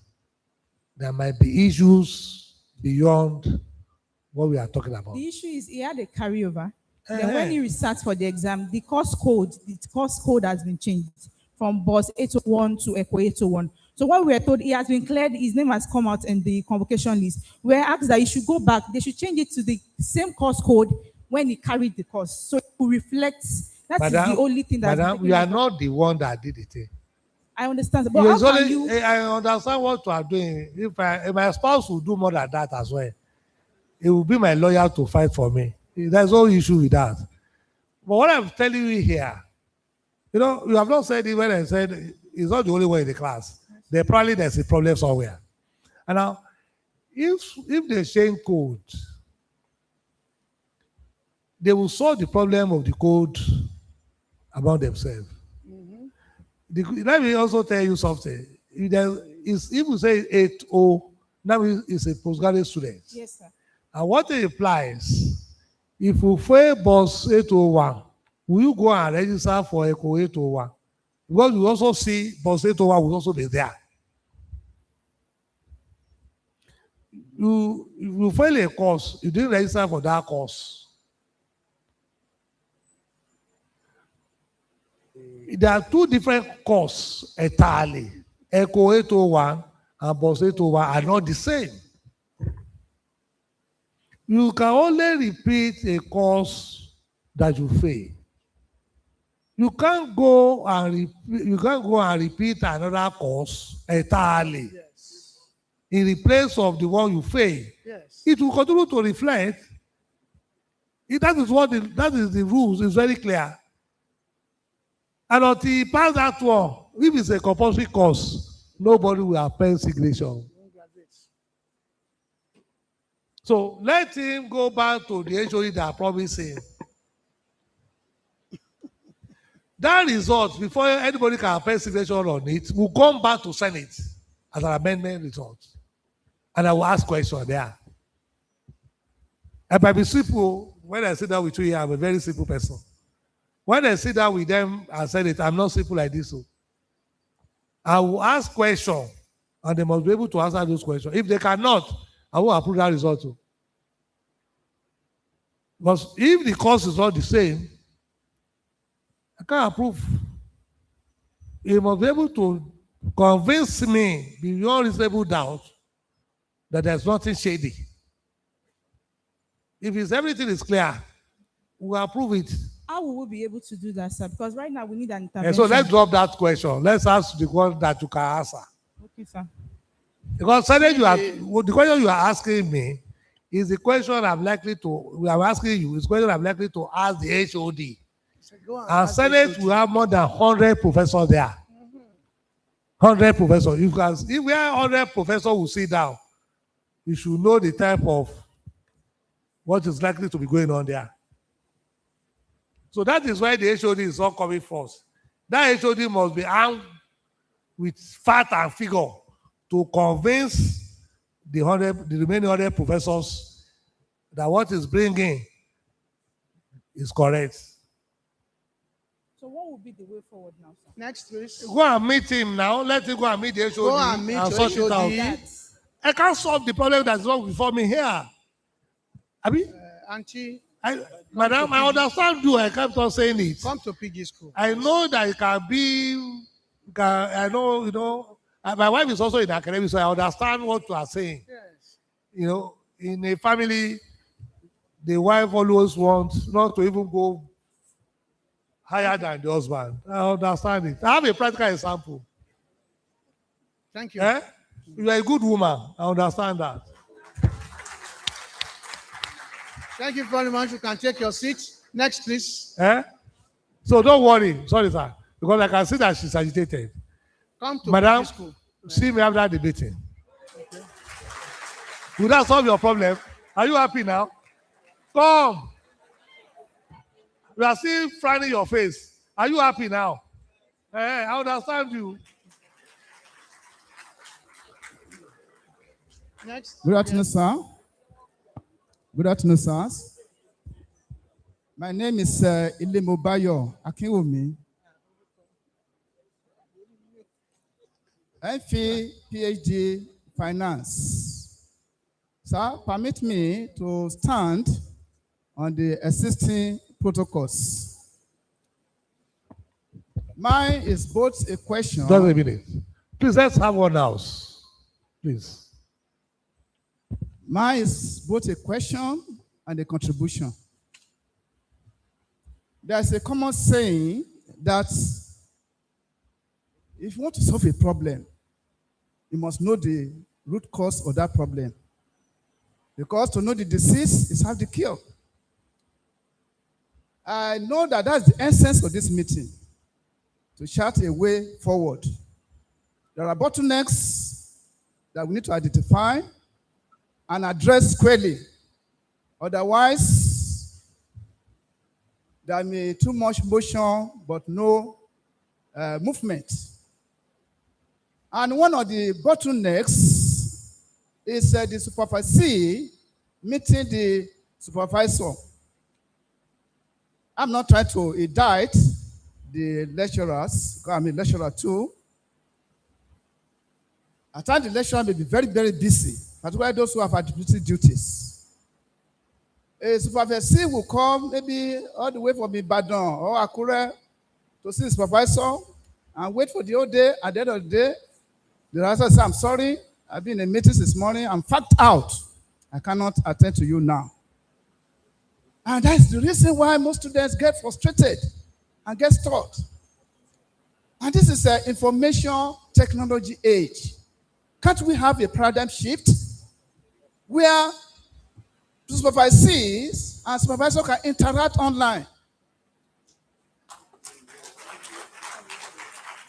You have done your work, you can send it to the email of your supervisor, we'll check and get back to you. We may have an exception to the rule, maybe those who are in the science base that need to do practical, that maybe they have to come to the campus once in a while. I can't imagine doing a PhD in UK and I have to print out a copy of my thesis and be chasing my supervisor from one place to the other. They interact online.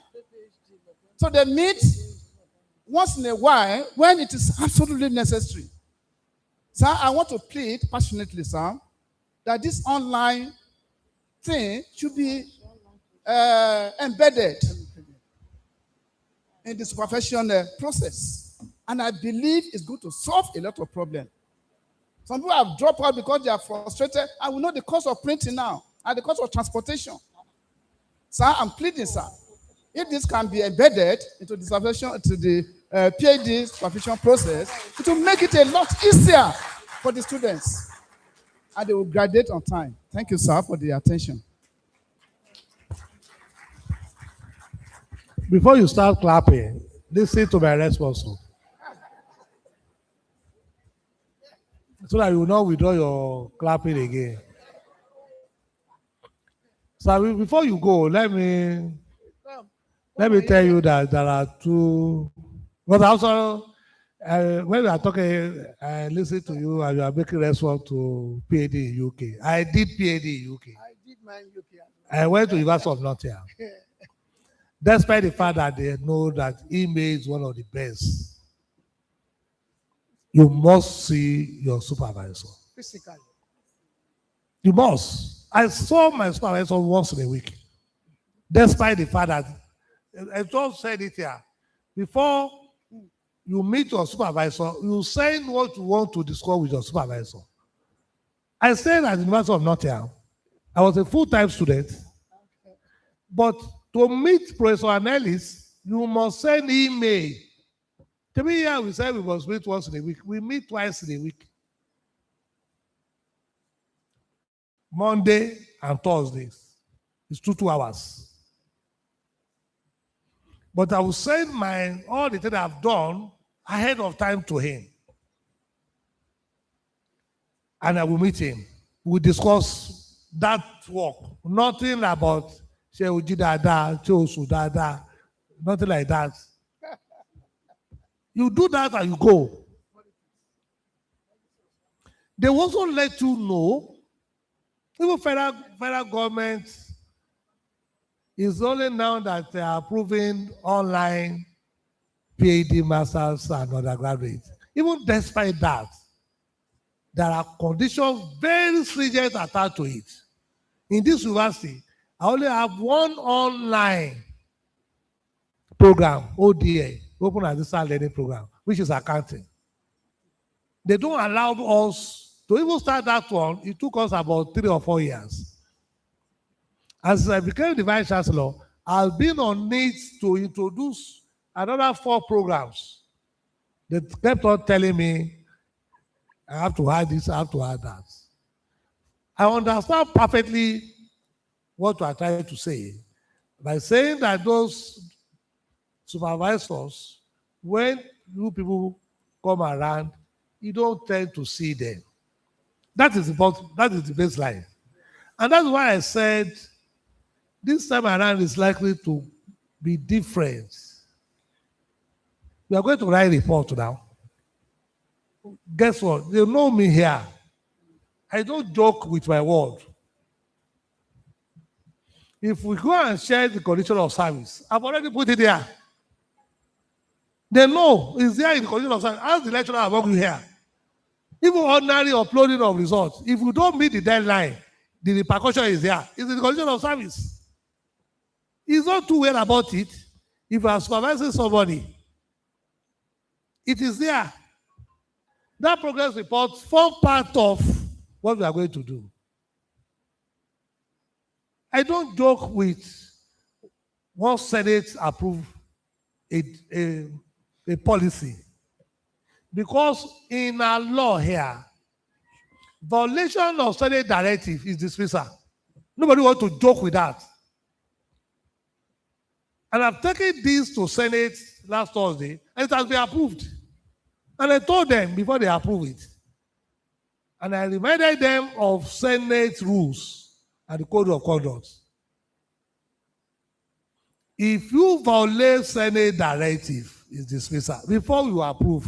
So you should know what you want to approve. That's the one that concerns the academic staff. I cannot be telling you here. The repercussion of not doing their job is there in their condition of service. And that has been approved by council. So I do my things in a logical manner.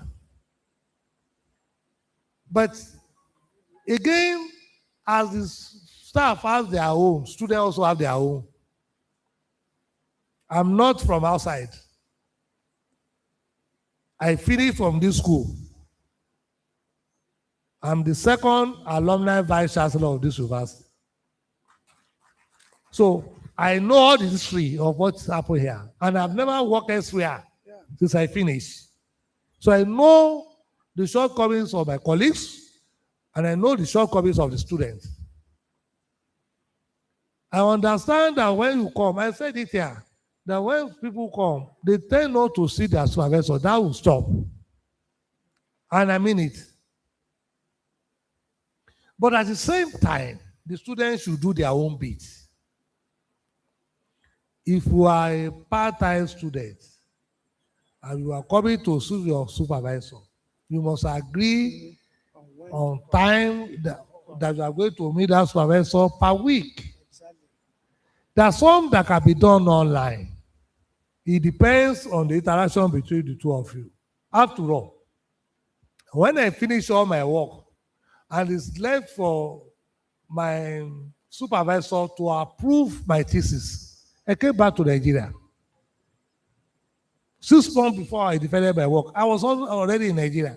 In fact, the last one that I sent it here when I was doing this career seminar for the lecturers. I was at NEC of ASU in Abuja with my laptop or my lab. That is where I sent it, in the middle of the night. That is the last chapter of my PhD work. So it's about the two of you.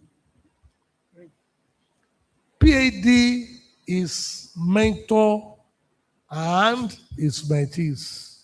That is what I know. You must have a personal relationship. You must be able to relate. Because even when you finish PhD, the relationship must be there for life. I will give you a simple example, sir. The first time I went to America, it was through my PhD supervisor. I finished, I was already here. Somebody went to meet President at Australia based on the work that I did, that the man saw. He thought President was what I did the work. And President told the lady that you need to go to Nigeria if you want to work on this, because we are collecting about 4 or 5 continents that we need to work on that same job, racial diversity, breast cancer. It was that same Professor Ellis that allowed me to go to that place.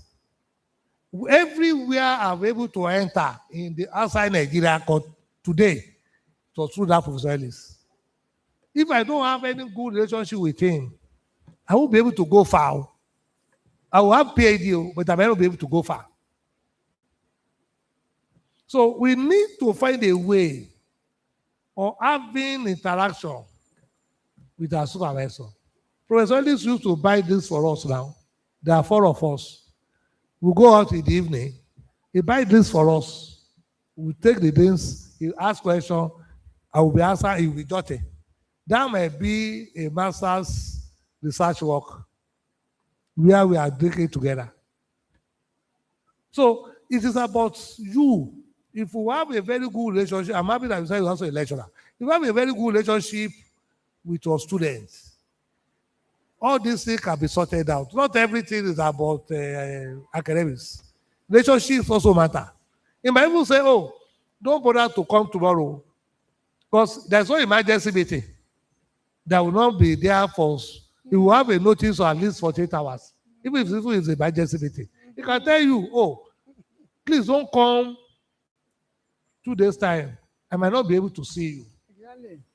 Because I have a meeting. Can we make it the 3rd day? Oh, it's not convenient for you again. Okay, when do you want it? Okay, don't worry. Just send what you want to come and discuss. I'll look through it. I'll send back to you. Those ones are relationship. It's not written down.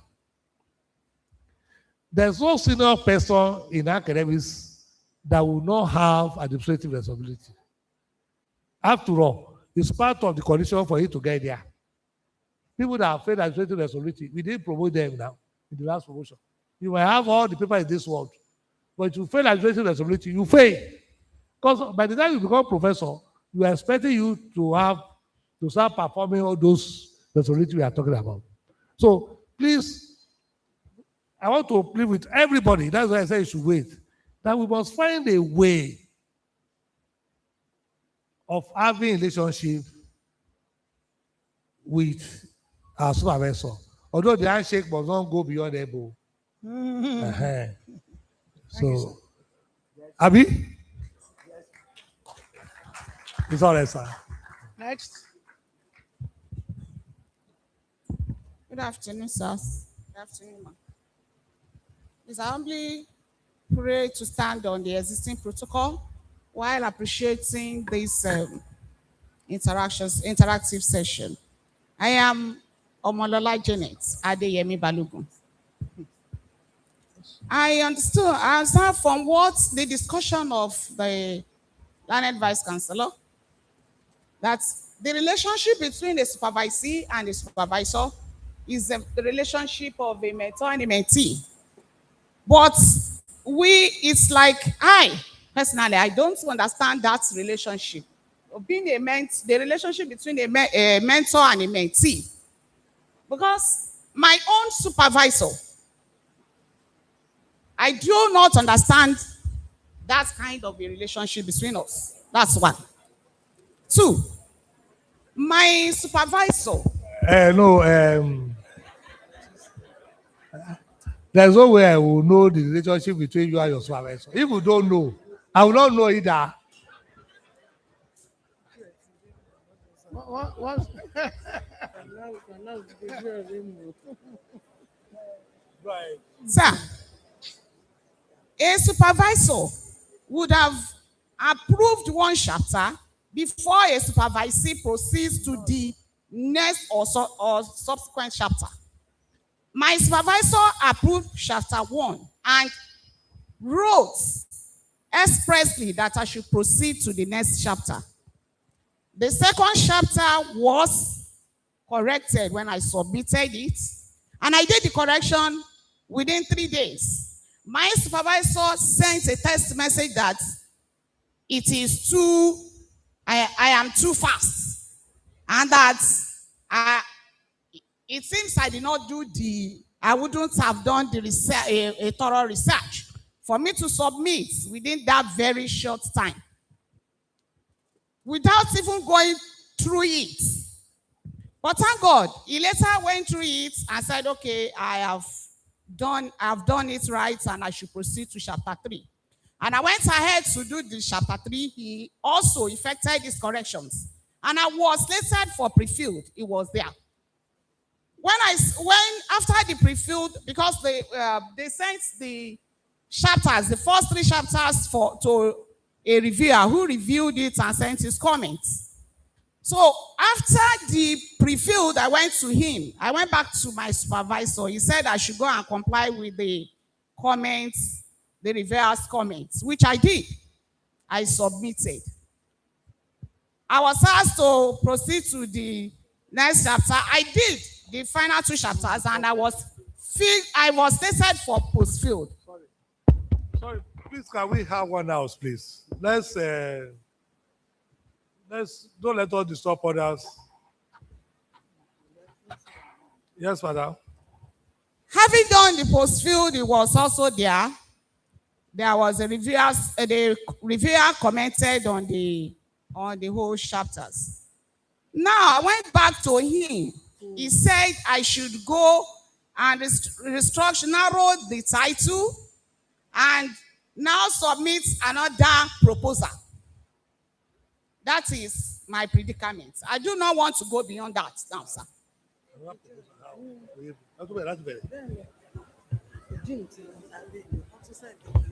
So, sorry, madam, I don't understand. You have gotten to chapter 3. I've gotten to chapter 5. You have done post-feed. I've done post-field at the faculty level, sir. So I don't understand what you are saying now. My supervisor said I should go and fine-tune the title, bring another title and another proposal to start again. Meanwhile, before we got to this stage, he had even asked me to write 10 pages on 3 titles and bring it. When I submitted it, he said, is it not you that wants to write it? Choose anyone that you want. I do not want to go to that anymore. But my predicament now is to go back to proposal after the post field. I don't know what is happening.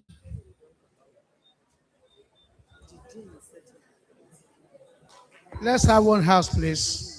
Let's have one house, please. Okay, but sorry, madam. Yes. Let me ask some fundamental questions. Yes. You know, I'm also a student. I'm learning because I'm hearing this for the first time in my life. For somebody to have done post feed and then go and start all over again. I mean, is that what you're saying now? Yes, sir. Yes, sir. That's what I'm expressly saying, sir.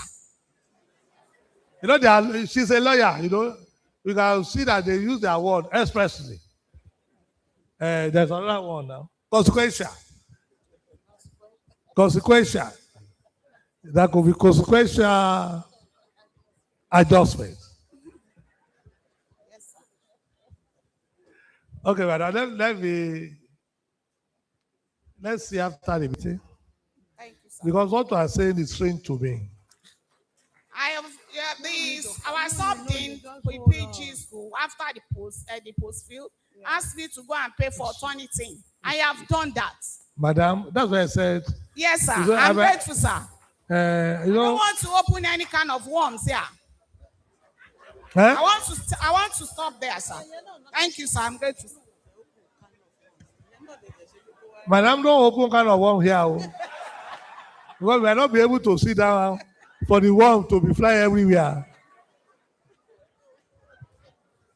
So, but let us see after the meeting because I'm actually shocked. Incidentally, she's also a staff of the same department. So I'm shocked because you see that is why I keep on saying some things in life. Maybe by my own nature, there will be life after the PhD. People should always realize that there will be life after the PhD.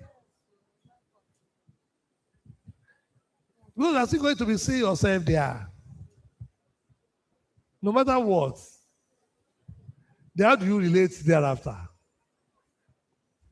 Eh? Because that is the way I see life. Oh.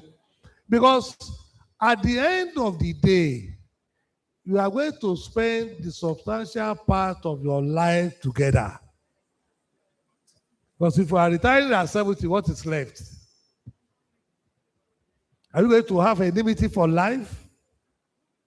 I can be sweet. Go ask people, I'm a very sweet person. Very sweet, very principled. What I will not take, I won't take it. Everybody knows that. But I won't go and destroy anybody. What for? It doesn't make sense. But I don't want to believe that what she's saying is totally correct. Abi? Because the Yoruba used to say, kò sẹ́ni tó ń rojọ́ tó ń jẹ̀bi. And so, let me, and I don't want her to open the Abi? Thank you. And here, you know, I'm a morbid. I don't come with formalin. If I put formalin now, everybody can sit down. So please, let's see after the meeting. And I will also meet Suareso. Next, please. Next. Good afternoon, everyone. I want to start by saying that we are very lucky to have such a wonderful man as our Vice Chancellor. I don't know where oftentimes you see this happening. I am also a lecturer in one of the universities in Lagos State. And I want to ask a few questions, sir. One of them is that if you are writing a research paper as a student, oftentimes it is always cheaper when you want to pay for publication than writing as a lecturer. Would you suggest, will it not affect us in any way if some of us who are still students are writing and we are putting that we are students rather than putting the name of the institution where we work. That is number one question. I'm just trying to say. No. Don't belittle yourself. Yes. I won't advise any student to put students on the paper. You are diminishing yourself. Because that paper you want to publish, your supervisor's name is also there. You can't publish it alone. Maybe we don't know that. You can't publish a paper alone. You do not do it alone. The name of your supervisor must also be there. Both of you must agree on where to publish the paper. It will be useful for you tomorrow, even when you want to climb the ladder. But if you put a student paper there, if I'm the vice chancellor, I won't consider that publication. Because what you are telling me is that that's not a good paper. All right, sir. So don't do that. And it's the same efforts you are going to put in publishing that same paper that you're going to put in when you put your students and students there. So don't change yourself. Thank you for that, sir. Please, let's quickly do a brief of clarification here. Somebody asked a question and said he was unable to register for so. I also have somebody who has a similar problem. Let me put it this way, sir, so that it can be very clear to some of us. Let's say first semester EDT 101. That is the course to be registered. In second semester, it becomes EDT 102. Now, in the second year, you can no longer enter register EDT 101, which you ought to have done in first semester if you missed that first semester. Unless if you register that course, you would now omit EDT 201, which is the one that is meant for second year, first semester. So in the case of the person that came to ask question concerning first semester and second semester, that he got admission in the second semester, I can be sure that that was the reason why he will have to have a third year, which will be the one to now register 101. If you look at the scenario very well, you will understand what I just said. But let me just finish the remaining questions so that you can. That way, I don't want you to build on the wrong note. Okay, sir. So that assumption is wrong. Okay. Students are taught based on curriculum. So you cannot impute what is on there. If it's because of the way the RPMS was structured, if you have to be registered manually, all this is talking about will not be. But that's why I told them that they should not bother themselves. Because when the RPMS and the portal was structured, it followed a normal course. Amateur, rain, amateur. They never emphasize that any student can come in rain. Okay? Let's also note the difference between masters, MPhil, and PhD. In fact, there's no MPhil anymore. IUC does not even agree with MPhil, PhD. They have phased out MPhil. But you still do coursework if you have not taken your master in this university. That's all. So that you will be able to do some coursework and do your conversion. So the conversion is still going to be done at the end of the year. Once you have done 1 year, you do your conversion. It is even easier if you are doing PhD. Because it doesn't have anything to do with either you enter in October or you enter in April. And sit down and send it to approve all the results. We'll see all these things. It is not rigid. It's not a rigid thing at all. It's something that can be done at any time. And also, if you don't write an exam, nobody will say you failed that exam. If you don't register for that exam. But if you register for that course and you don't do it, that is when you become F0. But if you don't register for that course, nobody will use it against you. It's only that you might not be able to graduate until that is done. That's all. Thank you very much, sir. Let me also say this. You promised that the hostel accommodation for the postgraduate students is already near completion. We are very happy to hear that. But one thing you should also help us to add is that there will be no, it won't be good enough if you have a gigantic, whatever how magnificent it is, to have a building that the light situation will be terrible like we have even on campus right now. We were doing program in the faculty and we had to be begging, can they shed light for us and this and that. And I think we need a place, an accommodation where there will be either complete power supply, maybe through solar or through any other means, so that when we call ourselves a postgraduate student, we can have a comfortable, a conducive place where we can have our studies. Thank you very much, sir. God bless you. You know, you are a lecturer in one of the universities in Lagos. That is to be a so. So they have money, too much money in Lagos. Yes. Yeah, there's too much money in Lagos. In Lagos, yes, I'm saying the truth. In Lagos, they pay their salary in full in virtually all the tertiary institutions there. So they don't even know what to use their money for anyway. They are having a headache or what to use money for. But me, I have to look for the money to do all the things I'm doing here. Yes. I generate Everything. 80 to 90% of the money that we use here. That's not to say that we are not trying our best. If we go to the land lecture theaters here, they are fully outside whatever we do. It's solar all through. Go and check. So we believe the live classes does not need to depend on us. And we are doing the solar in phases. In Faculty of Arts, you see them doing, the first building is almost completed.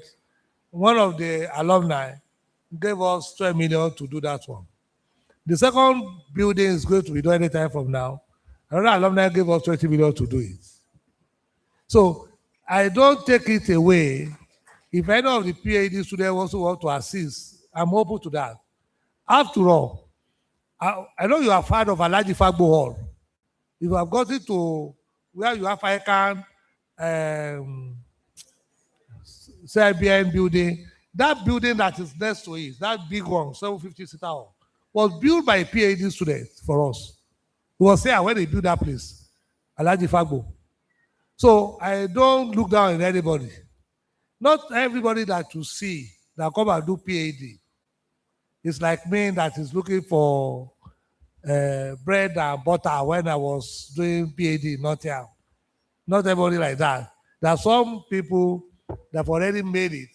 It's only they want to add color to what they have.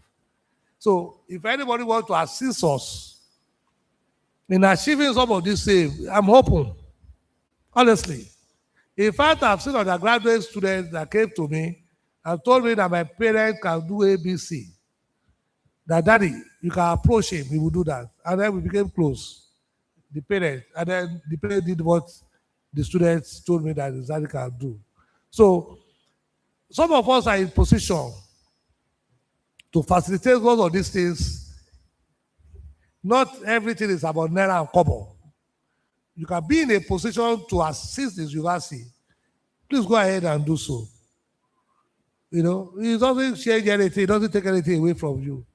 So the hostel, I can assure you that it's better than the places where you people always stay in town, because I know where you people stay in town. I know the place. I've taken some students to that place before on the weekend. I was there on the weekend, and I was going back home, and they were stranded looking for vehicle to take them to town. And I asked them, "You look, God, it seems you are a postgraduate student." They said yes, and I carried them.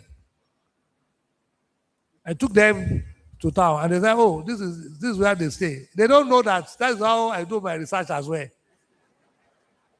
So I dropped them there. So if any one of them is complaining, I will just say, come, I know that place. Oh. This one is better than that one. Oh. But if I've been there, you see that you also making it good. Even the undergraduate hostel, they have solar, they have Wi-Fi. So there's no problem. By latest by the end of this month, there will be fiber optics to every building in this university. So that we are doing that already. You can see that's not a problem anymore. You'll be able to use your data as you go. The problem is going to be solved. So sorry, sir. Thank you so much, sir. My name is Adamolekun Emmanuel Olumide. You have not used the mic. I can't hear you. Adamolekun Emmanuel Olumide. I'm an MPhil PhD student of business administration. Sir, when I came for MPhil PhD business administration. Oh, business administration. Yes, sir. Okay. Sir, when I bought the form, I actually came from an entrance examination, which we did interview with some of my colleagues. But when the admission list came out, I was given a PhD direct, although I didn't finish my MSc here. But when the admission came out, I noticed I couldn't register my course online. So on getting to the ICT, I was told I wasn't supposed to be given PhD direct because I didn't do my MSc here. Then it was changed. Then on getting to the department, my HOD told me that I can't do a full-time program because I'm a full-time staff. Then I told him my organization has given me the approval to go for that. Then he was asking for the letter, but I was trying to get everything sorted. But I was compelled to write a letter to change to a part-time program. And checking my portal now, I noticed it has been changed to part-time. Well, let me clarify that. If a full-time staff, you can also do a full-time program, provided your organization release you, and they must have evidence. You must submit the letter. Once you submit the letter to the PG school, you are free. After all, I did a PhD full-time. But the university released me that I can go for full-time, and I submitted the letter. It's not by mouth. So if your organization releases you, you must give them the letter that you are released. And then they will write to your organization to confirm. That's all. Once that confirmation is done, you are free. Thank you so much. Thank you. Next. Oh. Yeah, good afternoon, sir. I'm Adebiya Ibrahim from MSc student, pharmaceutical chemistry from Shagam campus. My first question, sir, it's about the provision of some certain things we usually make use of in the laboratory. Quite all right to have some instruments in the lab, but some specific standards that would be used to like do those carry out those experiments most times are not readily being available. And then that takes me back to the use of the library at the Shakam campus. Most times when we visit there, they don't usually have the the internet access, like internet connection to like make, because most of these journals usually have you need to like access, you need to like register, like access it through the university library. Most times when we visit the library, there is no internet, like the librarian usually tells us there is no internet connection. That's the first thing. And one thing there is that, another thing rather, it's like at Shagam campus, the IT personnel actually made sure that he actually opened email for all students. Like some like my own departments, almost everyone actually have an official email. So accessing all these journals, it's quite easier. Like thanks to the IT personnel there. Now another question. Thank you. Another question is about more or less like an leveraging on some connections. Connection in the sense that, okay, now one of my colleagues actually did a research whereby she needed one of the materials she needed it from the regulatory agency, NDLEA, but because of the network of connection the department actually have with the regulatory agency, they will like give out the material, and it's like it was actually okay. Now my own concern is that let's not assume that I want to carry out a research and I actually look around. There's no lab around this part of the world I can actually carry out the research, but I have like maybe go to like Malaysia because I have this what's it called? I have it like I have an interest, but the lab that would need to like carry out this research is in Malaysia. Now the question now is that is there anything like MOU or something like that that I as a student can actually leverage on to like connect with the other university at the other end to like make my work easier? That's another question, sir. And lastly, sir, I would also appreciate if there's something like a continued workshops for the postgraduate students. Well, last 2 weeks, they actually organized a workshop at Shagam campus for postgraduate students whereby they taught us molecular docking and things like that.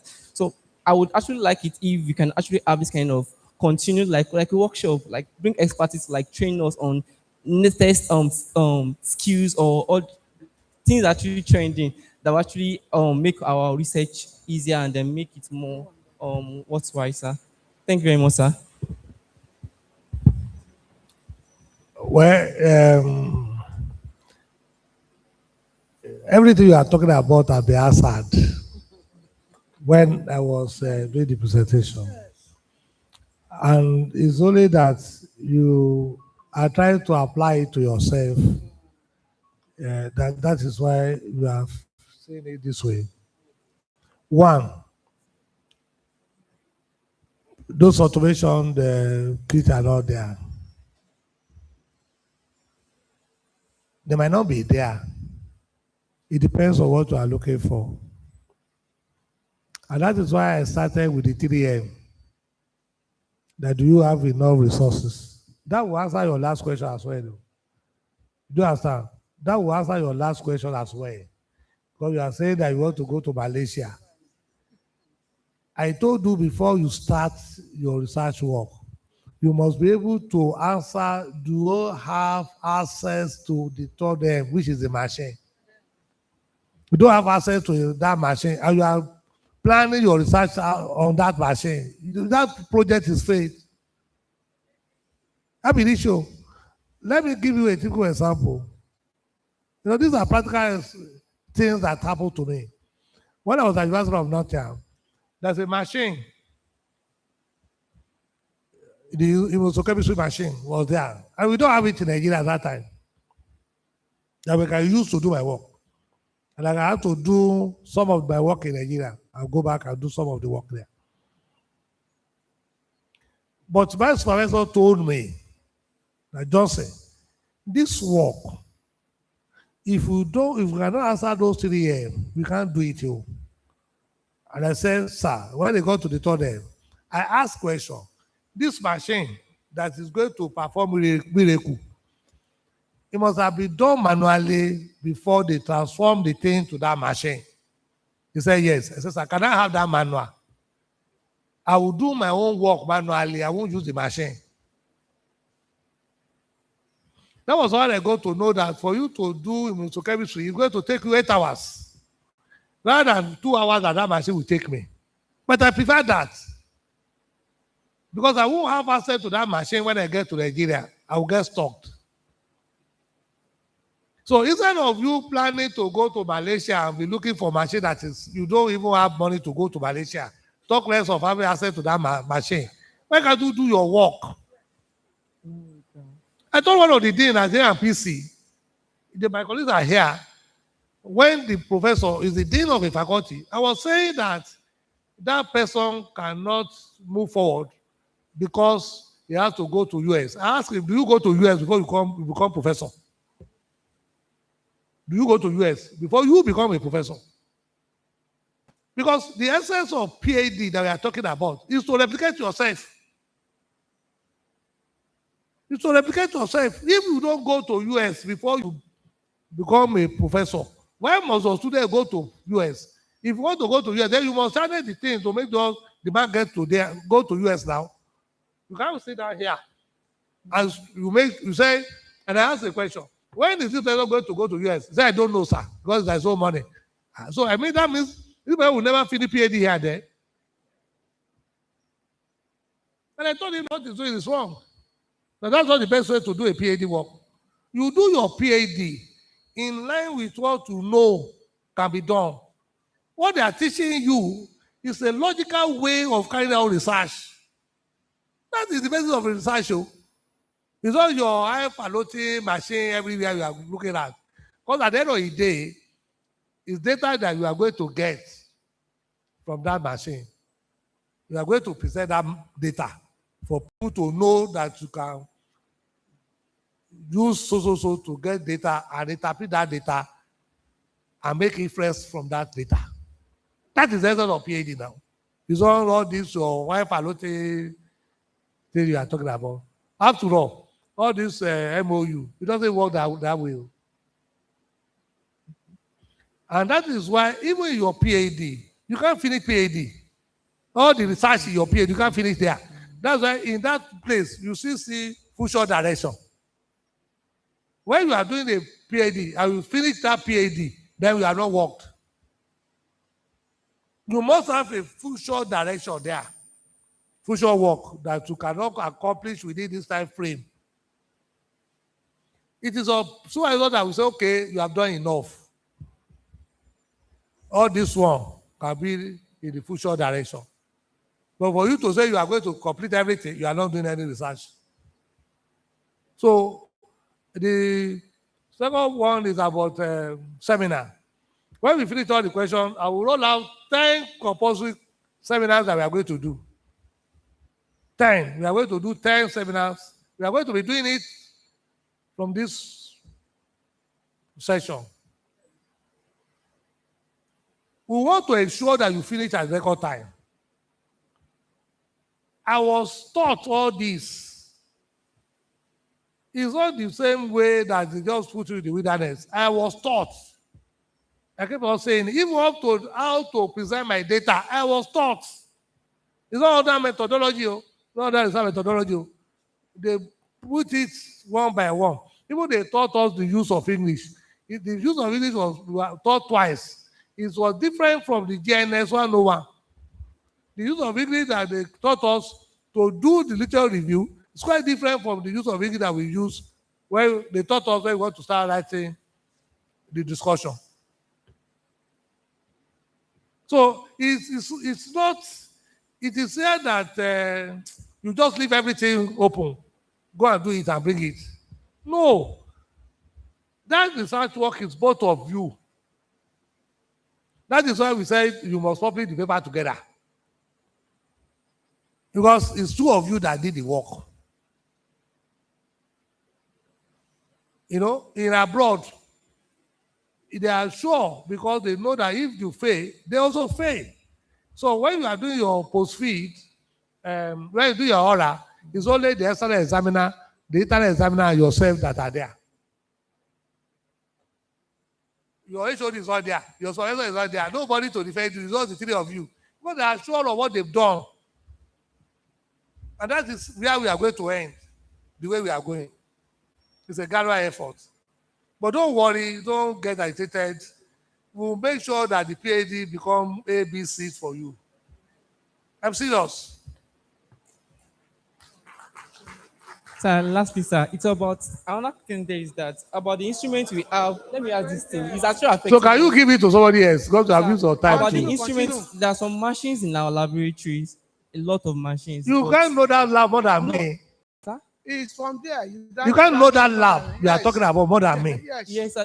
The issue there is that most of the reagents or most of the things we would need to like carry out basic experiments, even parts of our coursework, it's like most times not really available because most of the focus actually on undergraduates. Let me this. I've told you that you cannot know that lab more than I do. That is my department. Give it to the lady, please. In that my department that we have the Central Research Lab. It is not university to provide that reagent for you. University provide the machine. You buy the reagent. Yes. Is that not? You have to buy the reagent now. Anywhere in the world, you have to buy that reagent. Is either they build it in your school fees or you buy it yourself. Yes. I spent for every year, my school fees was £50,000. My school fees was £50,000. What are you talking about? So, it's either you pay for that reagent. That is why I said You must be able to answer your 3M if you want to do PhD. Do I have money to buy the reagents? If you don't have the money, why are you wasting your time there? Because you have to buy the reagent too. Yeah, next one. Thank you, sir. Standing on the existing protocol. My name is Tijani Basrat from Religious One house, please. We'll soon go. Department. From Religious Department, PhD. So I just want to, there is a particular problem we are facing. Because as we have been told that this PhD program, we want to contribute our own quota in the aspects of research to the development of our able country. Fine. But we need to be in different professions. I'm a teacher by profession. I am working with Teaching Service Commission. I'm a teacher. I'm teaching in secondary school. But the problem is... Sorry now, let's have... The problem we are facing... So if you want to talk, I will allow you, don't worry. The problem we are facing is our government, they are not ready to reckon with our second degree. So it's only first degree they reckon with. And it's a problem. They don't reckon with whether you have master or you have a PhD, they are less concerned. It's your choice. So teaching service, they are not after your second degree or your third degree. And it's a problem. Sorry, hello, please. Please, one house, please. Everybody knows what is agitating him or how. Let us ventilate our anger. You know, I'm also part of government, so... Continue. So it's a problem on its own, and it's giving us a kind of setback. Yes, like me now, I just have about 13 or 14 years in service before I retire. So it's a problem. If I retire now, what am I going? And for you to get lecturing job, it's a problem. What do you want now? What do you If want? you don't know politician, you can't go for lecturing job. Yes, you must know someone. Madam, that is not correct. I take exception to that last sentence. Not correct. I'm honest. Yes, I take exception to it. It's a pinch on my own integrity. In the last 4 years, I can say authoritatively, and I can use God to prove, nobody has ever influenced me. They can come and tell me they want so. If there's no space, there's no space. Last week, it's only I don't want to mention him. Last week, I put it on my letter paper. I said, send it to them in government that there's no space. And they don't push me more than that. They can ask me, of course, they represent constituency here and there. I employed 160 last year. They don't have a single candidate out of 160. No. I employed 160 on this campus last year. None of them Thank you, sir. came from a politician. And I don't know any of them either. You see, it depends on the way you present yourself. Let me answer you so that you don't build on things, because I can see that you are bottled up already. Let me explain to you. And I know that some of you that in the education sector will understand what I'm trying to say. The National Council on Education and National Council on Establishment determine the qualification that you are going to use for one particular position or the other.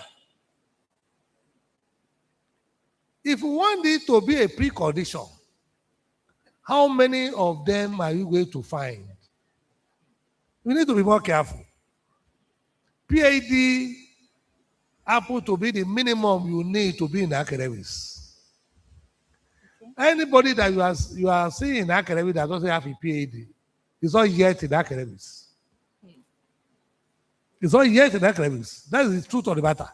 They consider them as being on a training position. No, training position. They are not yet in academics. They are just training there. That is why they get stuck on lecturer 1 for years. Because the career position in academics starts from senior lecturer. So if you don't have a PhD, you can't get to senior lecturer position. Now, when AUC come for accreditation, 70%, go and check, 70% of academic staff in that program must have a PhD. Because they only want the only 30% to be on a training position. The result must be. So if we then, coming to your question now, if we make it as a precondition, majority of them will not become principal. Majority of them will not even go beyond level 10. Because what we are saying here is that there must be a precondition for them to get here. Whereas, if you have a first degree, you can become a PS. So why must we now make it a precondition for them? If you can, with your first degree, you can get to level 17. Master's PhD, as where it is relevant. I always say it. It's not relevant for you if you are in the teaching service. It's not relevant. It's not a precondition for you to get promoted. You only want to develop yourself. Okay. Even in this university, it's not a condition for the non-teaching staff. It is not. They will still get to level 15, which is the senior deputy bursar, senior deputy registrar, without having PhD. It's only master they introduce one because so many people are starting having masters. It's not a precondition. You only call Dr. Orukoto because he wants to have PhD. It's not a condition for him to become registrar. Do you understand now, ma? Yes. So don't get agitated. If you want to be in academics, God will open the door. Amen. Whatever you want, that is me. Whatever you want, ask God, it shall be done. Amen. You know, it's God that ordered the step of woman. So if you actually want it, God will make it happen. You know, so it's Thank you so much, sir. Thank you, sir. don't get bothered. Good afternoon, sir. Standing on all the existing protocol, I want to appreciate you, sir, for all your works you've been doing in the university and for your time. My name is Dr. Ademolu Adebenga. I'm a PhD student in chemical pathology and immunology in Shagam campus. Now, my question came from the information that has emanated in this meeting. One of my colleagues said that he came in as a PG student, direct PG, and that he was converted to MPhil PhD. The same thing happened to me. That is even actually why I'm coming out to ask that those of us in that cohort, what is our fate? For instance, you said while you were talking that even there's nothing like MPhil PhD again. So, sir, I want to really know what the status is. Thank you, sir. Okay, don't get agitated. Even when they give you PhD, you still have to do conversion. So why I say there's no FE PhD anymore, like in the past, if you cannot progress to PhD, they award FE. They don't award FE anymore. That is what I'm talking about. That's what UC does not allow. They don't award FE. And I agree with them because you are not a PhD holder, but you are above masters. Where are you going to use it? That FE. You do understand what I'm saying? So it's more or less, and this, you see, government is also good when they think fast. PhD is basis for you to become professor, to be in academics. If you have a master's, it's a precondition for you to have a PhD. Because I always tell people, if you're not interested in having a PhD, don't go and do masters. It's going to be useless. Because without the masters, you still get to the peak of your career if you are not in the academic area. So if I've not gotten a master from any that institution, any of those institutions that are doing your PhD, they will ask you to do a conversion course. That is FE PhD they are talking about. But that does not extend your years that you are going to spend for your PhD. It doesn't. You only, what they are trying to do is to ensure that you are competent enough. They don't know where you are coming from. They don't know your background. So they don't know exactly where they can fit you in. So if you have done a master somewhere, it should be easier for you to do that conversion they are talking about. So they will just give you some courses to do. And then at the end of the 1 year, you do your conversion. But for those people that are doing MFA, PhD, let me say this.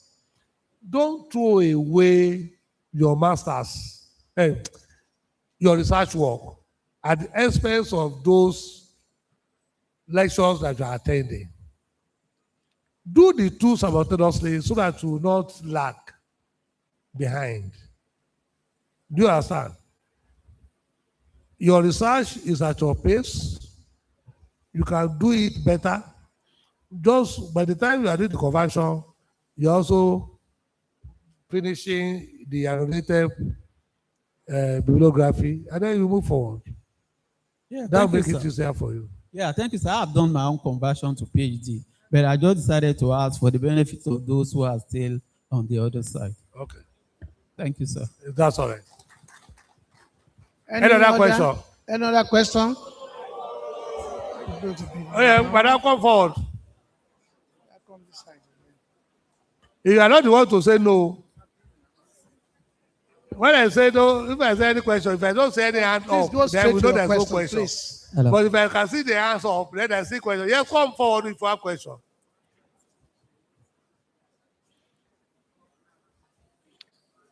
But you also know that to have passed on the graduate level, it's on the graduate level. Say no, yeah.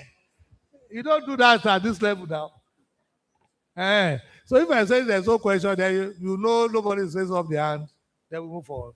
So let us allow them, because it's about the individual, please. Anything that is agitating them, let them express it. My brother, you are coming back again. Thank you so much, sir. God bless you, sir.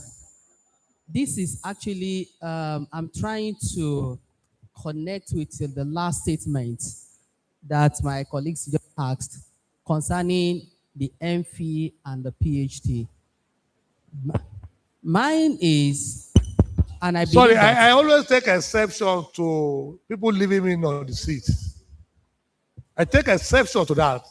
I see it as highly insultive. Not be so busier than I do. I consider it so insultive if you leave me on the seat and go. Even your supervisor cannot do that to me. That you people worship cannot. It's very insultive. And I don't think that it's not good enough. sorry, sir.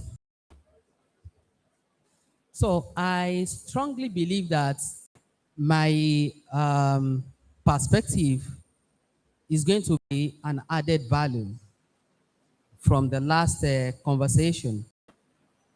We are talking about the MPhil and the PhD, and you said something about we should not throw away our master materials or research, that we should be doing it simultaneously, both the theory, the thesis or your research and the coursework. I want to say this, that my supervisor or the lecturers that we had over there, one of the lecturers that taught me, and we were doing analytical drawing.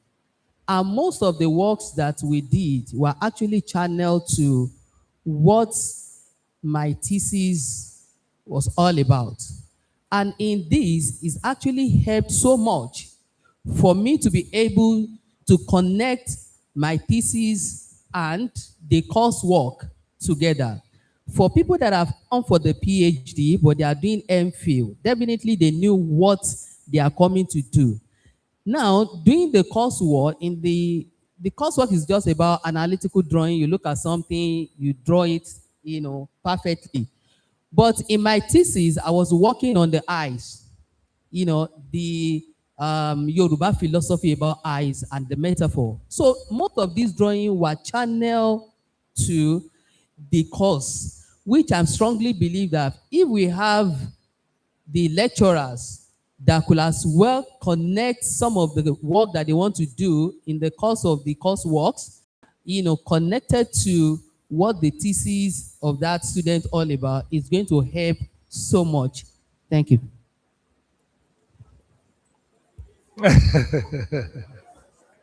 Don't worry yourself. I understand. But let me also clarify this to all of you. For every program, there's a curriculum. Yes.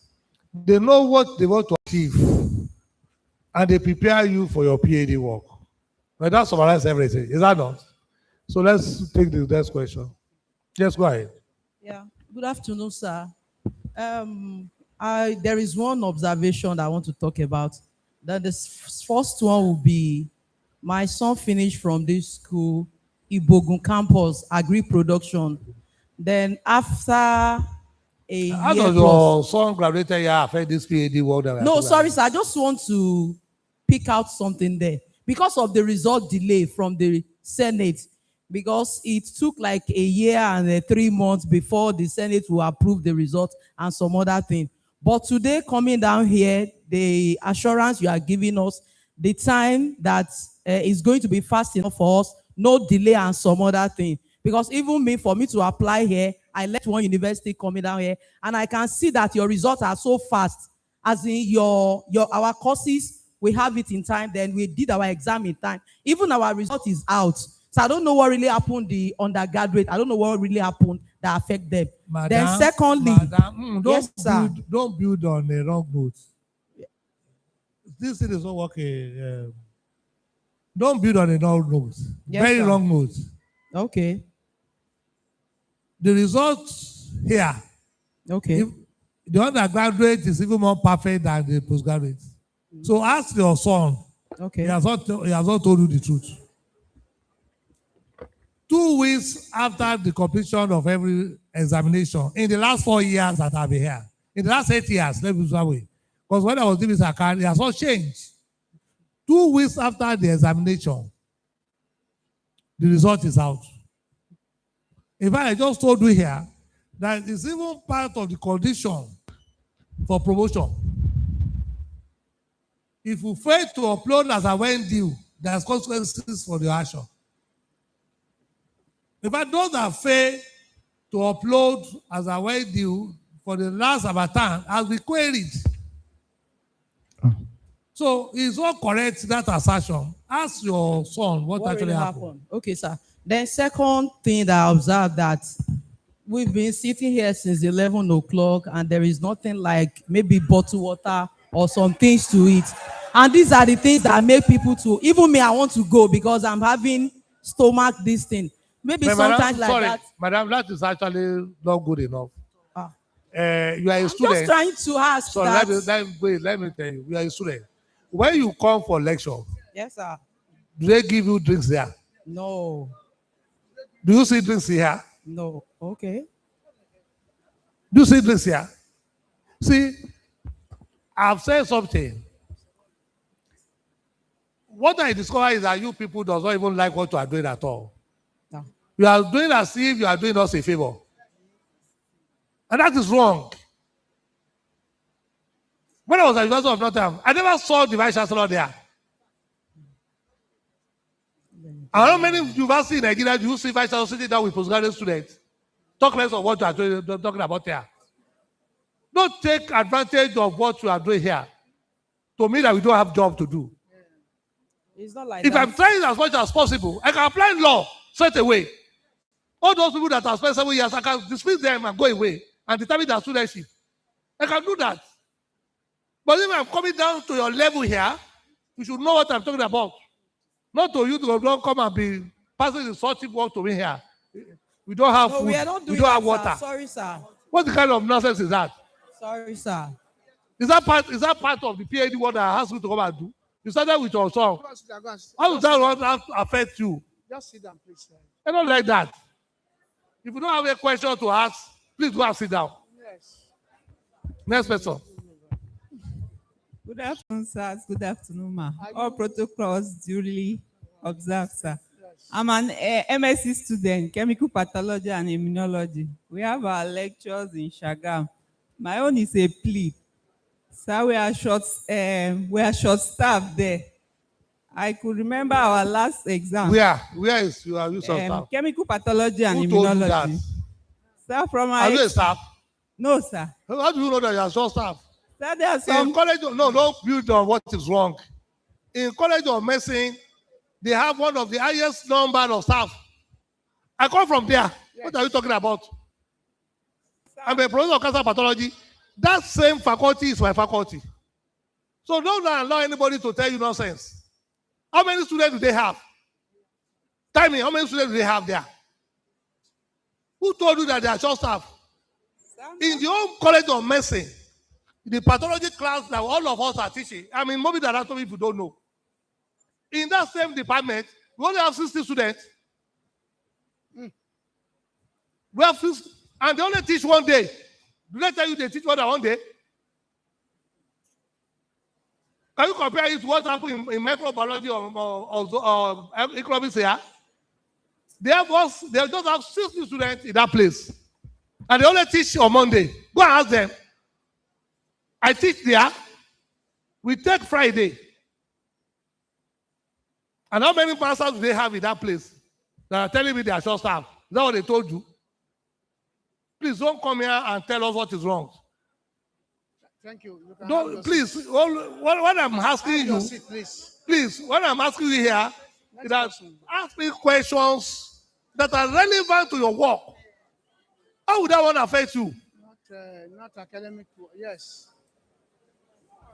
Ask those. Is it you people does not have any question to ask anymore? Yes. Can I look at the online question here? Ask those things relevant to your area, please. Thank you for giving me this opportunity. My name is Bello Taiwo from Talk louder, please. My name is Bello Taiwo from Biochemistry Department. I have just two questions, basically. Firstly, I want to confirm, is it possible to have a co-supervisor from another department? The reason being that now, most of the research are now interdisciplinary. So I could have a thing that I'll need a supervisor from another field to co-help or co-assist. For masters? No, yes. For no, PhD. I'm doing PhD. So sorry, PhD. No worries, they have supervisor or co-supervisor. You have two. They take it from other departments. Yeah. The only difference is that supervisor from other department cannot be a major supervisor. They can be a co-supervisor. We have that. It has not changed. And secondly, still one of my colleagues from Shagam actually has, I don't know, maybe it's the way he presented the issue about in Shagam, we have facilities. I can tell we have HPLC, which is one of the biggest in town now when it comes to research.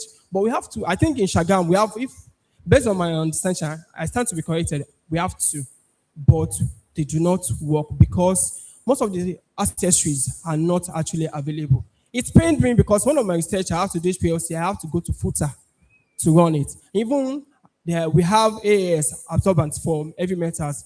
It's not still functional because some of the accessories are not available. So I'm just imploring, I'm begging. That's all I say. There's difference between the reagent and those parts of the machines. I set up Central Research Lab.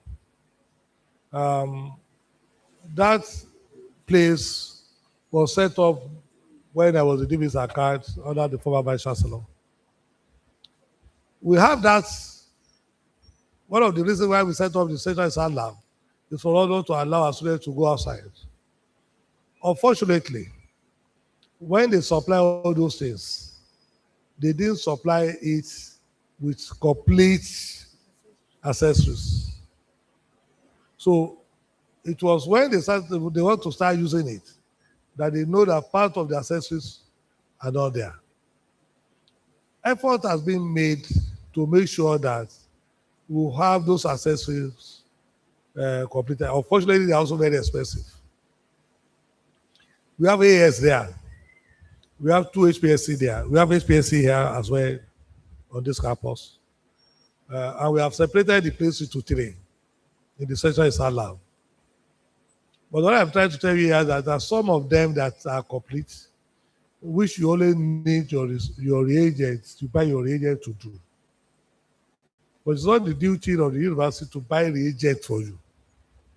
Again, it's because of those materials that we have there, that I encourage the dean of the faculty, who happen to be my wife, to continue to organize seminars for those that are doing PhD and masters in Shagamu, because they are other faculty.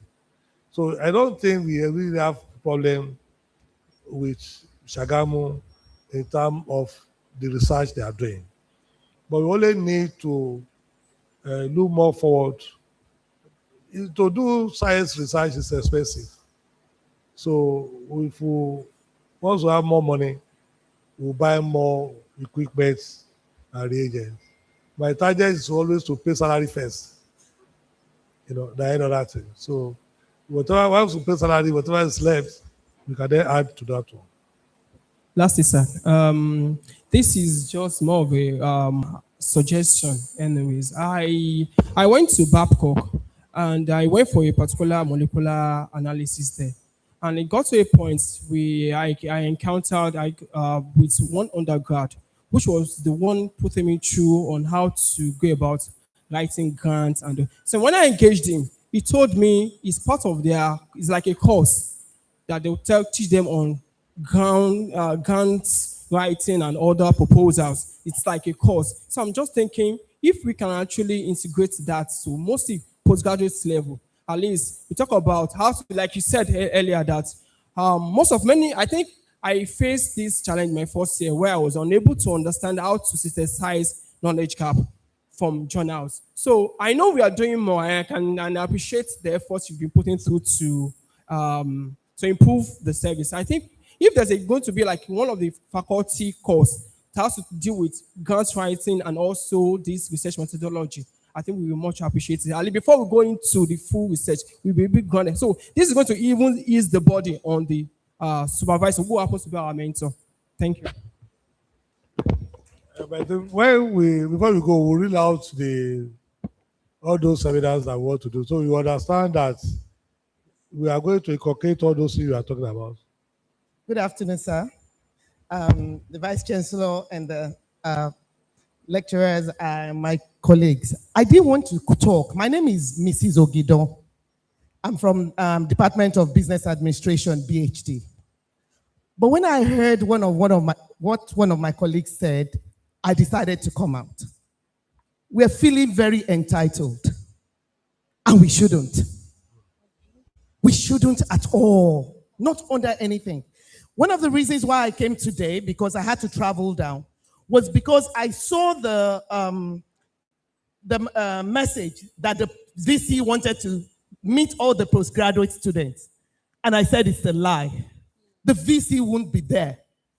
And when I came in today, and I just heard him say, I came in late, so I was like shivering already on how to come in, thinking it was somebody else that was going to be talking. And when I came in, and he said, when I became the VC of this school, and I'm like, really? And because we are seated right in front of him, we decided to just be saying, what have you? We shouldn't. We shouldn't. With all due respect, I know that all of us, we have better things to do. But he has more things to do, and his colleagues there. We shouldn't. Then out of all the things we needed to say concerning our courses in which we're doing, we tried to ask for water and food and drinks. Come on, we shouldn't do that.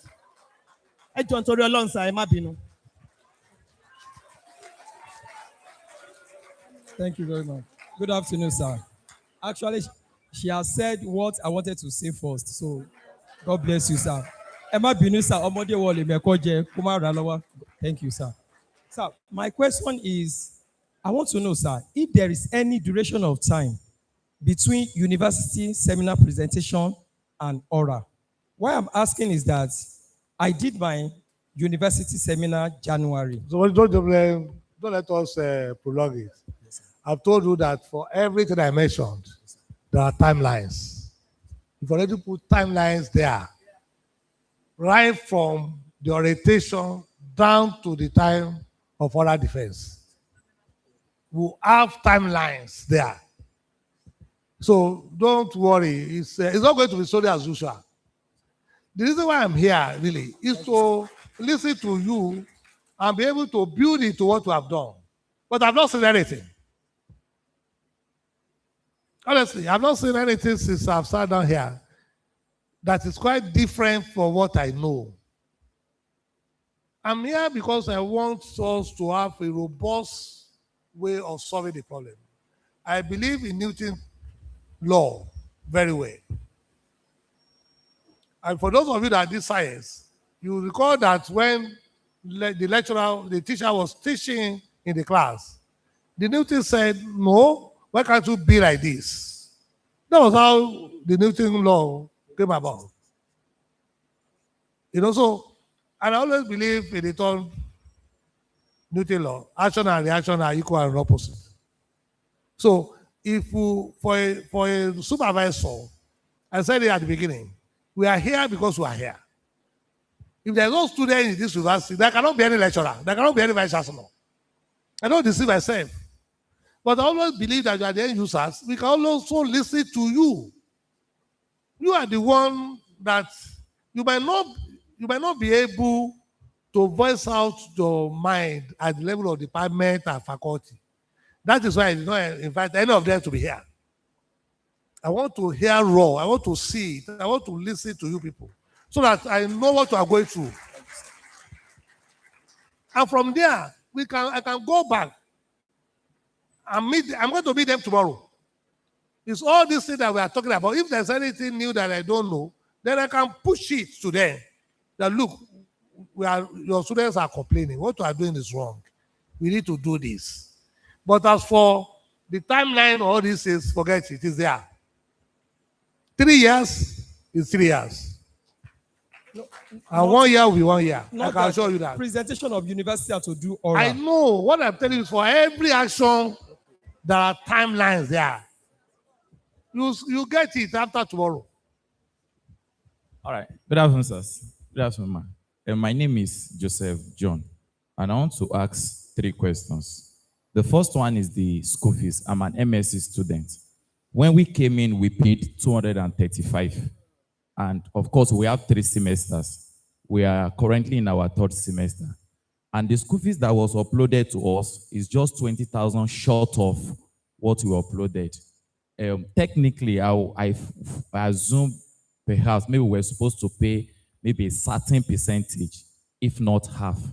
But it's one of the reasons why I've not still made the payment, because I've gone to see the PGA. You cannot even make any payment because I've not approved the money. I'm likely to increase the school fees. So don't, this one that you are talking is the percentage. But sir, we had just a semester. I'm telling you the truth. I'm telling you the truth. I'm likely to include the school fees. My diesel is not the same diesel as when you came in. So, whatever you see there, just forget it. I will meet the provost and their team tomorrow afternoon after PG lecture, and I'll take the decision on what to do. But it's not going to affect you more. It's something that you can afford. Sir, okay, sir. Then the second one is about Turnitin. I know the university has a Turnitin, whatever that they pay for a monthly and all of that. But the PG students, we don't have access to it. I don't know if, I remember most time when I wanted to check our work from the undergraduate days, as supervisors, sometimes they have access to it and all of that. But I don't know if you can also be made available to PG students. Sometimes we pay heavy money checking our work, 10,000, 5,000. No, you see, I want us to be careful. We can make it open to everybody, but it's going to be costly. The Turnitin, you can go through your supervisor. And the reason why we say so was the total number of users that we paid for. If I make it open to all of you, every student can do it, then the cost will go high, and I have to charge you based on that. I will not like it. Because the money must come for somewhere. I'm a businessman. I'm not a professor of cancer pathology anymore now until I finish my tenure next year. I'm a professor of cost-benefit analysis. So whatever you talk about, the money must come for somewhere. There's no free lunch in the Syria law anymore. Eh? So don't worry. But what is important is for you to have your work check for plagiarism. But if you want to be doing it, you want it for everybody, I also agree, because that is good for me. At least if charity is asking me to pay 30 naira per person, I can add 2 naira to it as service charge. That's more money to me. So if that is what all of you want, that's also be fine. Because for every opportunity is more money for me as well. Is that what we want? Okay, next question. Okay, Daddy, is as regarding the network issue on campus. Sometimes when we come to school as PG students, want to work on our laptops, we cannot have access to university network. Server and all of that. Even when you go to the ICT, sometimes it's not made available. I understand it's probably because of the cost implication. Don't worry about that. I've told you that by end of this month. All right, sir. Every building will have fiber optics into the building, and everybody will have access to Wi-Fi. All right, sir. And then the last, sir, it's does the university, aside from having external bodies that passes through the university to offer grant for research, scholarship and all of that, does the university itself have an institute, that gives such thing? I don't understand. Ask the question again. I don't understand the question. Scholarship? Not necessarily scholarship, for maybe grant for research. Does the university offer grant for research? Maybe a corporate research, maybe a group research and all of that, sir. University cannot offer a grant for research. The PhD students, what I ask you to do is research, basically. Okay? But you can join your supervisor, because the supervisors actually apply for IBR, institutional-based research grant. That one does that every year. So you can key it to that and do it with your supervisor. Again, the university also set aside money for best researcher of the year. And we are starting this year. That is why we are asking the faculty, department faculty to do the faculty research fair. So we are going to pick the best out of all the faculties to come and do the university-wide one. And then the best one is going to be given money. I think it's 5 million or so. The best researcher. So it's a team, and it's for them to encourage them every year. Because it depends on who is going to present, either is the supervisor or the student that is presenting.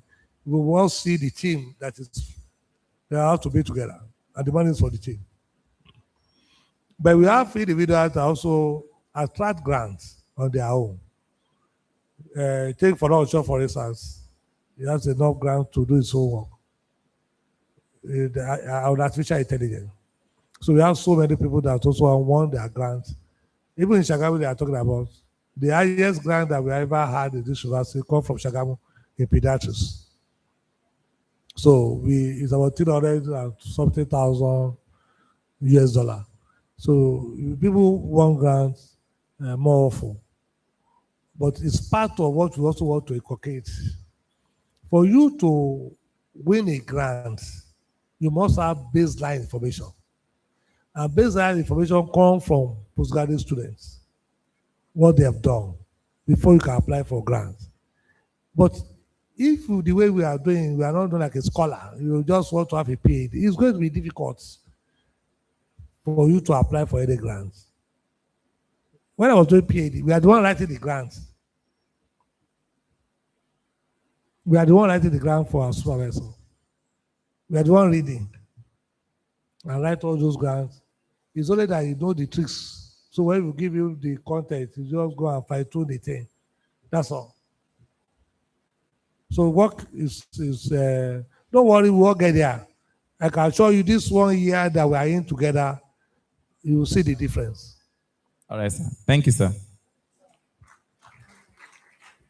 Okay, let me take the online questions. So you go. This Akim Sulaiman saying, my question is why does the system take so much in approving PhD abstracts?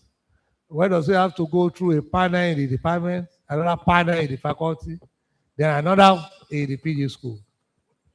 All this process is already wasted a whole session, and in most cases, making data used to be obsolete and making research work outdated even before that defense.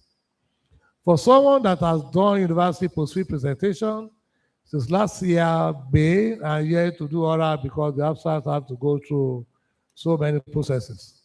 How is university dealing with that processes of title registration and abstract approval? I think maybe this person has already written all this before No talk. I talked at all, because it's part of what I've already addressed. University, honestly speaking, is about community system. And that's why I kept on telling you that we are training you to become professor.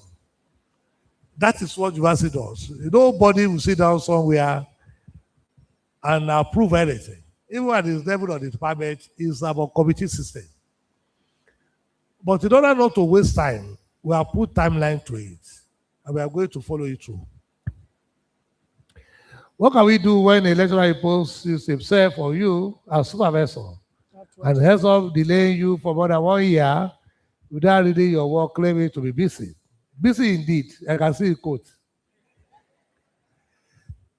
Can a PhD supervisor change or request for a choice person to supervise him or her? Some lecturers deliberately impose themselves on you, knowing fully where your topics is on their field of study. I think I've answered this before. All of them. Abi? Now, I understand that it might be the trend before, but it's not going to be the same anymore. It's on both sides. That is what I said before. Some of you are the one asking so person to supervise me. And again, some our colleagues also have special interest in individual and want them to. We are human beings, we are adults, so many factors can creep in. But if you go by what we are proposing of everybody, all the lecturers present the profile together with the area of specialization, and you make a presentation in the department based on what your annotated bibliography you have done. You make a presentation and you suggested 3 out of the whole lot there. Can you see that you have narrowed it down? The department will then pick 1 for you out of the 3. It's not more an individual imposing. It's the department that is saying this is the person that will supervise you, in line with what you yourself have presented. So the question of somebody imposing is not there. Somebody that's not in your area is not there. Because you yourself have already said 1, 2, 3 are the people that can supervise me. Give me 1 out of the 3. And that will solve the problem. I want to humbly all that our should kindly ensure sweet enforcement on the part of our supervisors. If you trust me, everything is about trust. If you trust me, I can assure you those things will be done. I'm not here for a joke. I've put all the passion for that of undergraduates, and you see the results. I'm going to put that same passion for this postgraduate program for the next 1 year before I leave. We are talking about our future. You are the future of this country. You don't do that PhD, that the future, because the future is about knowledge-based economy now. And it's not about publishing and perishing anymore. If you don't do any innovation, you get stagnant there. Things are changing, they're evolving every day. But I can assure you, we'll guide you as appropriate. We'll ensure that you achieve your aim. And when you look back, you'll be happy that you passed through this university. And God will make it happen for you. Okay, and so there are so many. VC and the management should help us look into the 3 stages of post-field presentation. Every day at the department, faculty, and university, tantamount to repetition. That's not correct. It's not correct at all. For every PhD work, I want to assure you that the essence of PhD is to make it better. That's why I said that the way you look at PhD is quite different. The PhD work is about me. And what I want to present to the world can compete anywhere. Don't forget that PhD is awarded by the federal government. Everything you are doing at the level of PhD, you are doing on their behalf. That's the truth. You are doing it on their behalf. So everybody wants to be sure that what you say is coming out of this university is actually truly represent what is going to come out of the university. Again, the way you are doing it before, that is why you people are having issue with it. It's about pulling down syndrome. I listen to one of you here that says, supervisor that supervises me, I'm going to post-field and say I should go back and start all over again. That is a pull down syndrome. PhD is not like that. PhD is that this is my idea, and everybody is helping me to achieve my aim. That is the philosophy of PhD. It's not that, but the way you people are looking at it is about, I want to get this thing done and go. No. You can achieve all these things. That's what the way I did my own as well. But I still achieve it within that time frame. But it's going to be easier for every one of you to make it easier if we put a timeline. If everybody is involved right from the beginning, if they are not involved right from the beginning, it can cause problem. If you say, okay, remove faculty, if you don't go and present your pre-field data, your data that you got from your pilot study, for them and the faculty, they will wait for you when you come back. And at that time, for your post-field, by that time, it will be too late.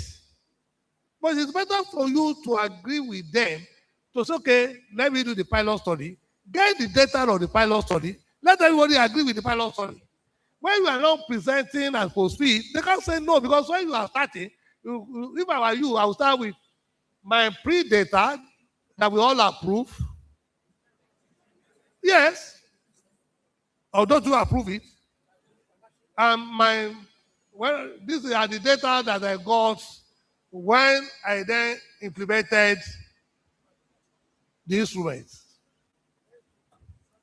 By that time, the question will be less.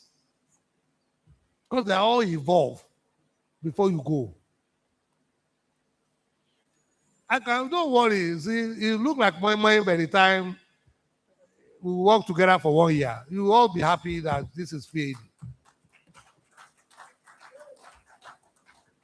As well as you have the presentations of lecturers that doesn't even know what to feed, yet they have so much related information to input in your work. They need to look into it. Yes, I agree with this. But you cannot say that they don't.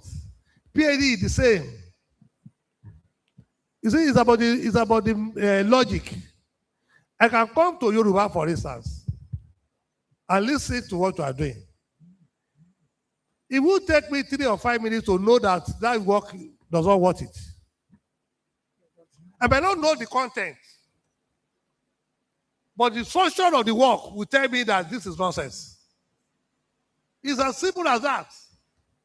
If I come there, for instance, I will tell me that you have, out of a population, you use so number. And I look at what you are using to do your data analysis, I will know that you are lying to me. If you are doing that research and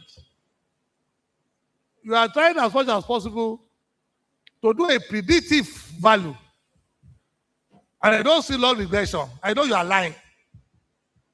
I might not be in Yoruba, but I know that no, what you are telling me cannot correct. So it is better, and that is why I said there are certain things that we need to look at together to get to where we are going. Portal form session is not showing available courses for the session, so students are unable to upload courses. SC should kindly look into this. Well, that is systemic error. We can sort that one out in a day. I want to ask if in a department there is no senior lecturer or professor that does your research area of history was not because of the student. No, that is why we said before you go further, you need all of them to present the profile. You know either to go in there or not. You see it. You can, the supervisor and student cannot become students. It's not good for any student at all. For supervisor not to be in your area of interest, he will go and be reading before he can supervise you. And that means the two of you have become students. And you won't gain anything from it. I think since the school now admits students both semesters, it is better for students to pay per semester instead of pay per session. It depends on what you are talking about. If I admit you in a semester, or I admit you in Amatan, and you are still going to use the same number of years, it's the same number of money you are going. I mean, it's not going to be different. But because that's why I said that we are going to structure it so that, I want to apply what we are doing in Nottingham before, but I see that it's become a problem here. So that's why I'm going back to October to September for every year. I've done my university-wide since January 2026, just there. And my abstract has been submitted, but the department has failed to take it to PG school for this year. So that's not an issue at all. This one we'll discuss it with our colleagues tomorrow. There are timelines, and those timelines will be readily followed. I just mentioned it in passing that when you do your orals, within 72 hours, you must go to PG school. In fact, let me also let you know this. I've given directive to all the HODs, so we have said it and said it as well. Right from Amatan result this year, I'm not going to take any result of any department if I don't see all the results, both undergraduate and postgraduate. I've given that directive to Senate Committee of Senate, Examination Committee of Senate, and Business Committee of Senate. If they don't see all the results, whether masters or PhD and all that, and they are running that program in that department, they should not take their results. So every day, so that when I take results at Senate, I know that I've taken all the results for that semester, all the results for that section. So that we have done. And because of that, we have different dates now to consider results from statutory dates of Senate. Till now, the rules has been that the publication of paper is only applicable to orals and not university postfield. Are you saying that now we have to publish before university postfield presenters? That is correct. What are you now doing again? Because by the time you are coming to do orals, everything has been concluded. Either you do it before postfield seminar or do it after postfield seminar, there's no difference there. It's the same data that you are using. It's the same data. So it is better for you to do it as quickly as possible and forget it. It shouldn't be part of what is going to be giving you a headache to register for your title. Good afternoon, sir. I have a suggestion that PG clearance should be online and certificate should also be printed on the portal. Well, certificate cannot be printed on the portal, but the clearance can be done online. Yes. Just like undergraduates, we do the clearance online. So we are going to do the clearance online as well for the PG. But certificates cannot be done online. There are so many atrocities going on now.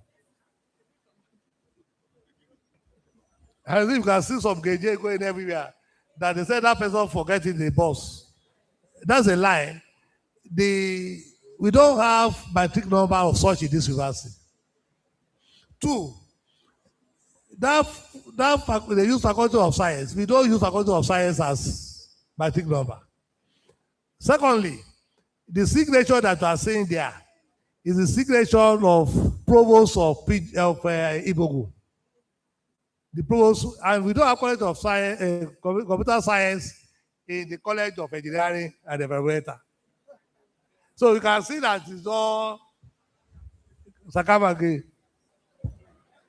Just Sakamage.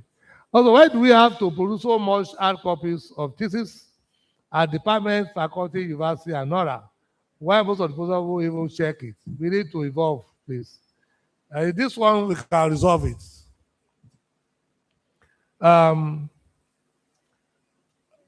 It depends on what we also, all of us want.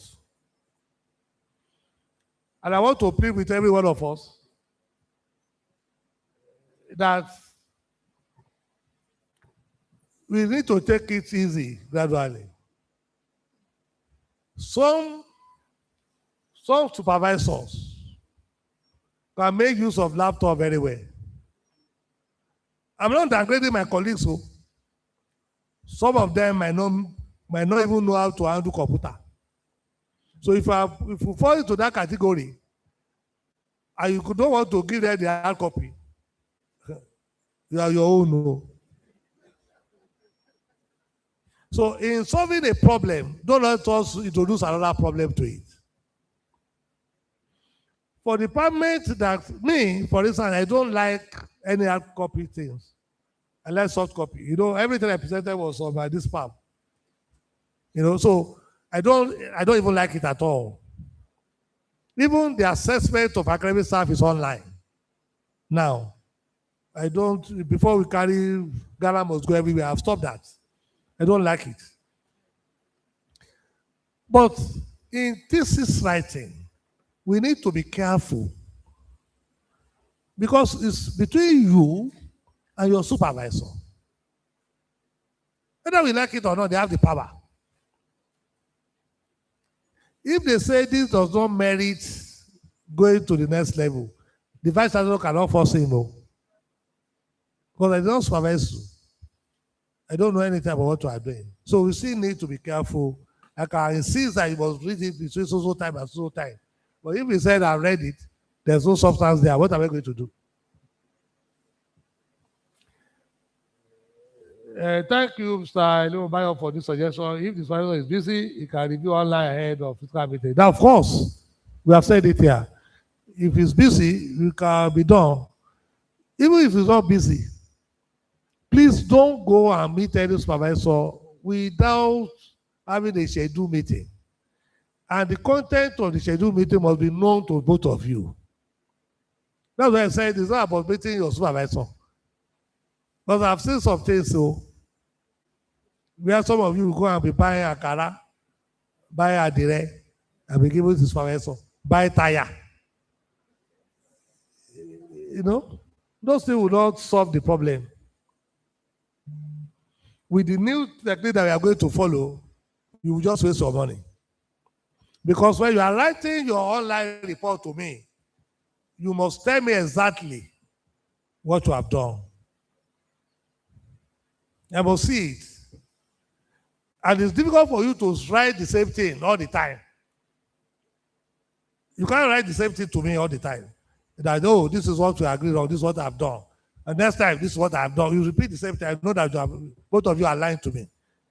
I will just direct the provost to issue that supervisor query. I will start from there. Good afternoon, sir. Why is notification of result no longer issued at PG school? I like that question. It's a Senate directive. And it's for your own good too. Notification of result perpetrate evil. You see people getting notification graduating from this university. I've seen it before. So it's at the point of certificate that you get to know that this person did not graduate. And then the university has already been committed. And then you start saying all sorts of rubbish. How do they give me notification results when they know, when they don't see this and that? And that is why we stop it. For certificate to be, it only take time now. How many postgraduate students do I have? I don't think it can be more than 2,000. And every year, I sign 6,000, 7,000 certificates for undergraduates. Before every convocation, I finish all the certificates signature. On my students, all undergraduate students will go home with their certificates. That is why I stopped the notification of results. It doesn't make sense. And for PG, trust me, every certificate will be signed before the graduation now, going forward. You don't need notification of results. It's not useful for you. Can a student pick a supervisor for himself, having known that he's qualified to supervise him? This is where I'm going. This is also not good for you at all. This is not based on academics and performance. Academic, for you to get supervisor, you need to present to the departmental PG board. And it's based on committee system. They will then pick the supervisor and co-supervisor for you at that meeting. I think that's all. I completed my master here in OU with a PhD grade, and I applied for PhD, but was given MPhil PhD. I've been on this since December, but there's no change. Can I request back for my school fees? It depends on what you want. Nobody forces you to do PhD. That's why I said, people, this is about entitlement. If you apply for reform, if you're undergraduate,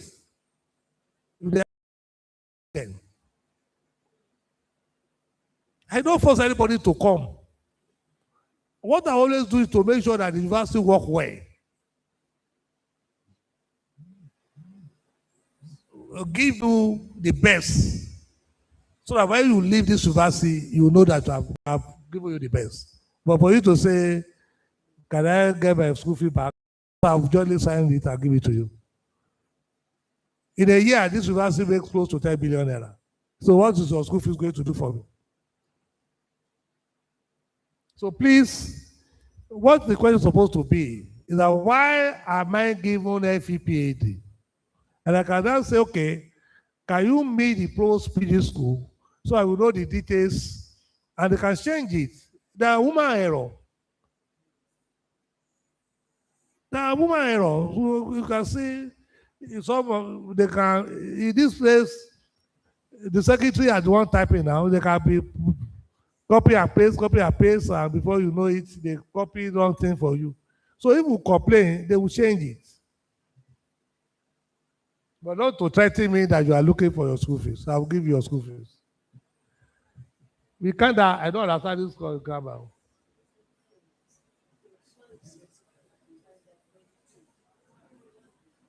Can you go to the next one? I will read this one. This is a PhD. This is a postgraduate class. You must understand the grammar a little bit. There's only like we can't. Okay. So, my dear students, so let me just give you the topics that we are going to be taking.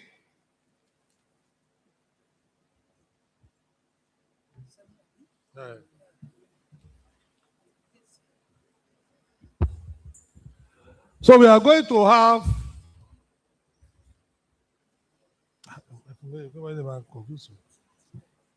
no, you don't need date for now. You don't need date for now. You don't need date for now. What they need is these topics. you give them ahead of time the date what to do. Anything can change from now to that time. In order to make your work easier, and we are going to make the delivery an hybrid form.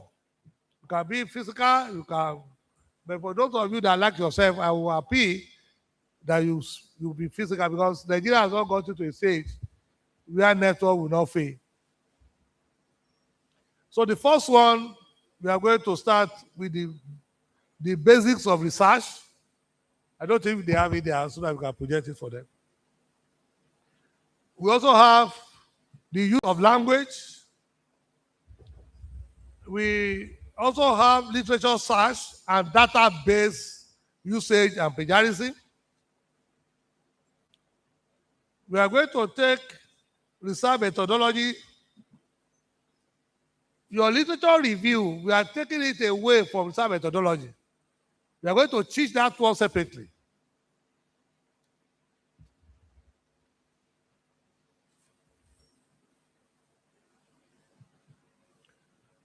We are also going to teach you how to develop and present research paper, as well as your posters. Developing and presenting the research process and your proposals. We are going to teach you how to do that. We're also going to talk about the importance of sources and references, which is documentation of your sources, what is meant for. Of course, the basis of everything is academic integrity. So we are going to teach you academic integrity as well. We also need to talk about data analysis. Because we discovered that part of the problem that the students have is that when they go to the field, they don't know the type of data they need. So when they got that data and give it to somebody to analyze for them, they will not discover that it doesn't fit in. And then that becomes a problem. But if we are taught in data analysis, you yourself, before you go to the field, you have an idea of the type of data that I need for my work. We also need to teach you result presentation. Because most of the time, when you come for post-field, you say, oh, I have the data. When I present it, they just rubbish everything. It's not. It's because you don't really know how to do that presentation. Not all data are useful for that purpose. You can publish some of the data without actually including it in your thesis. Because if you don't present that, if you present your results, that's your data, you present it, and it's not logical. It doesn't fit it together. They will start raising all sorts of questions because it's based on that data that you are going to make inference. So they are going to teach you result presentation.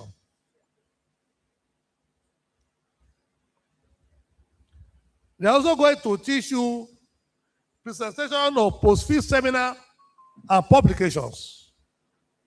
What are the things you are looking for when you want to do that presentation?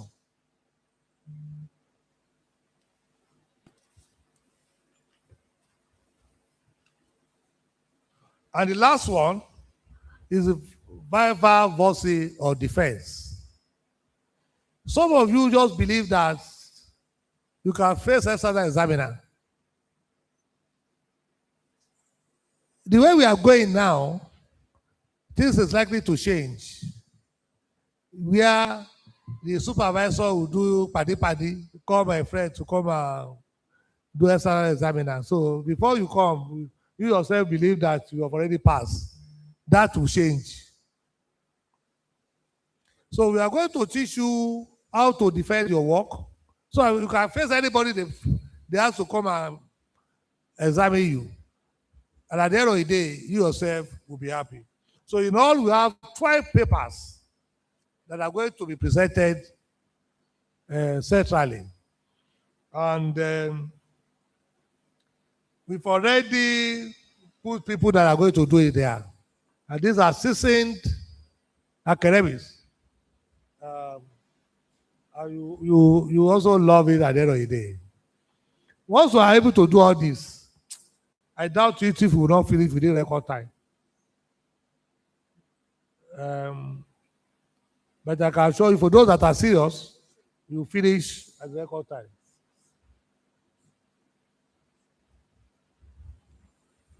Thank you very much. Those are the things that we have.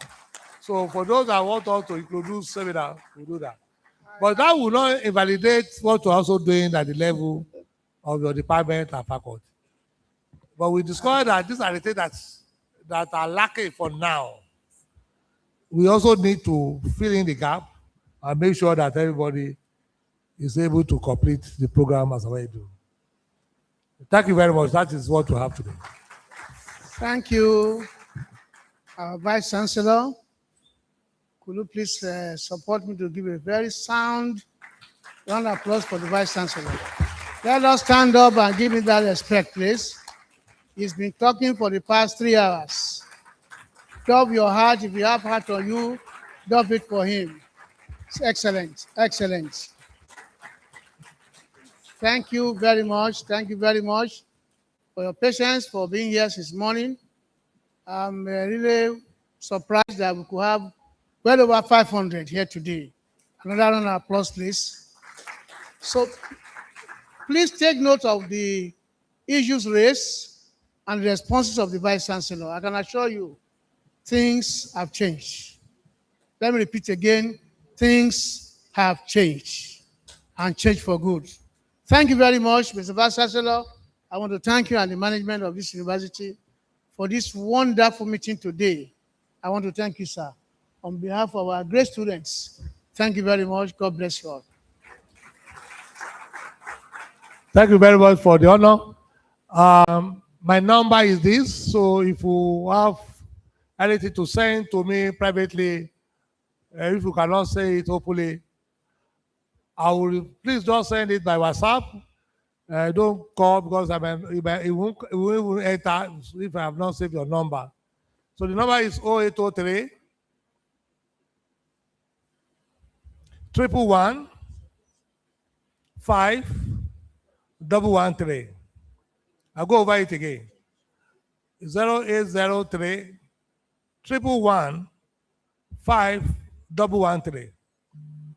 So if you have anything that you want to share with me privately, go ahead and send it there. I will attend to it. Thank you very much.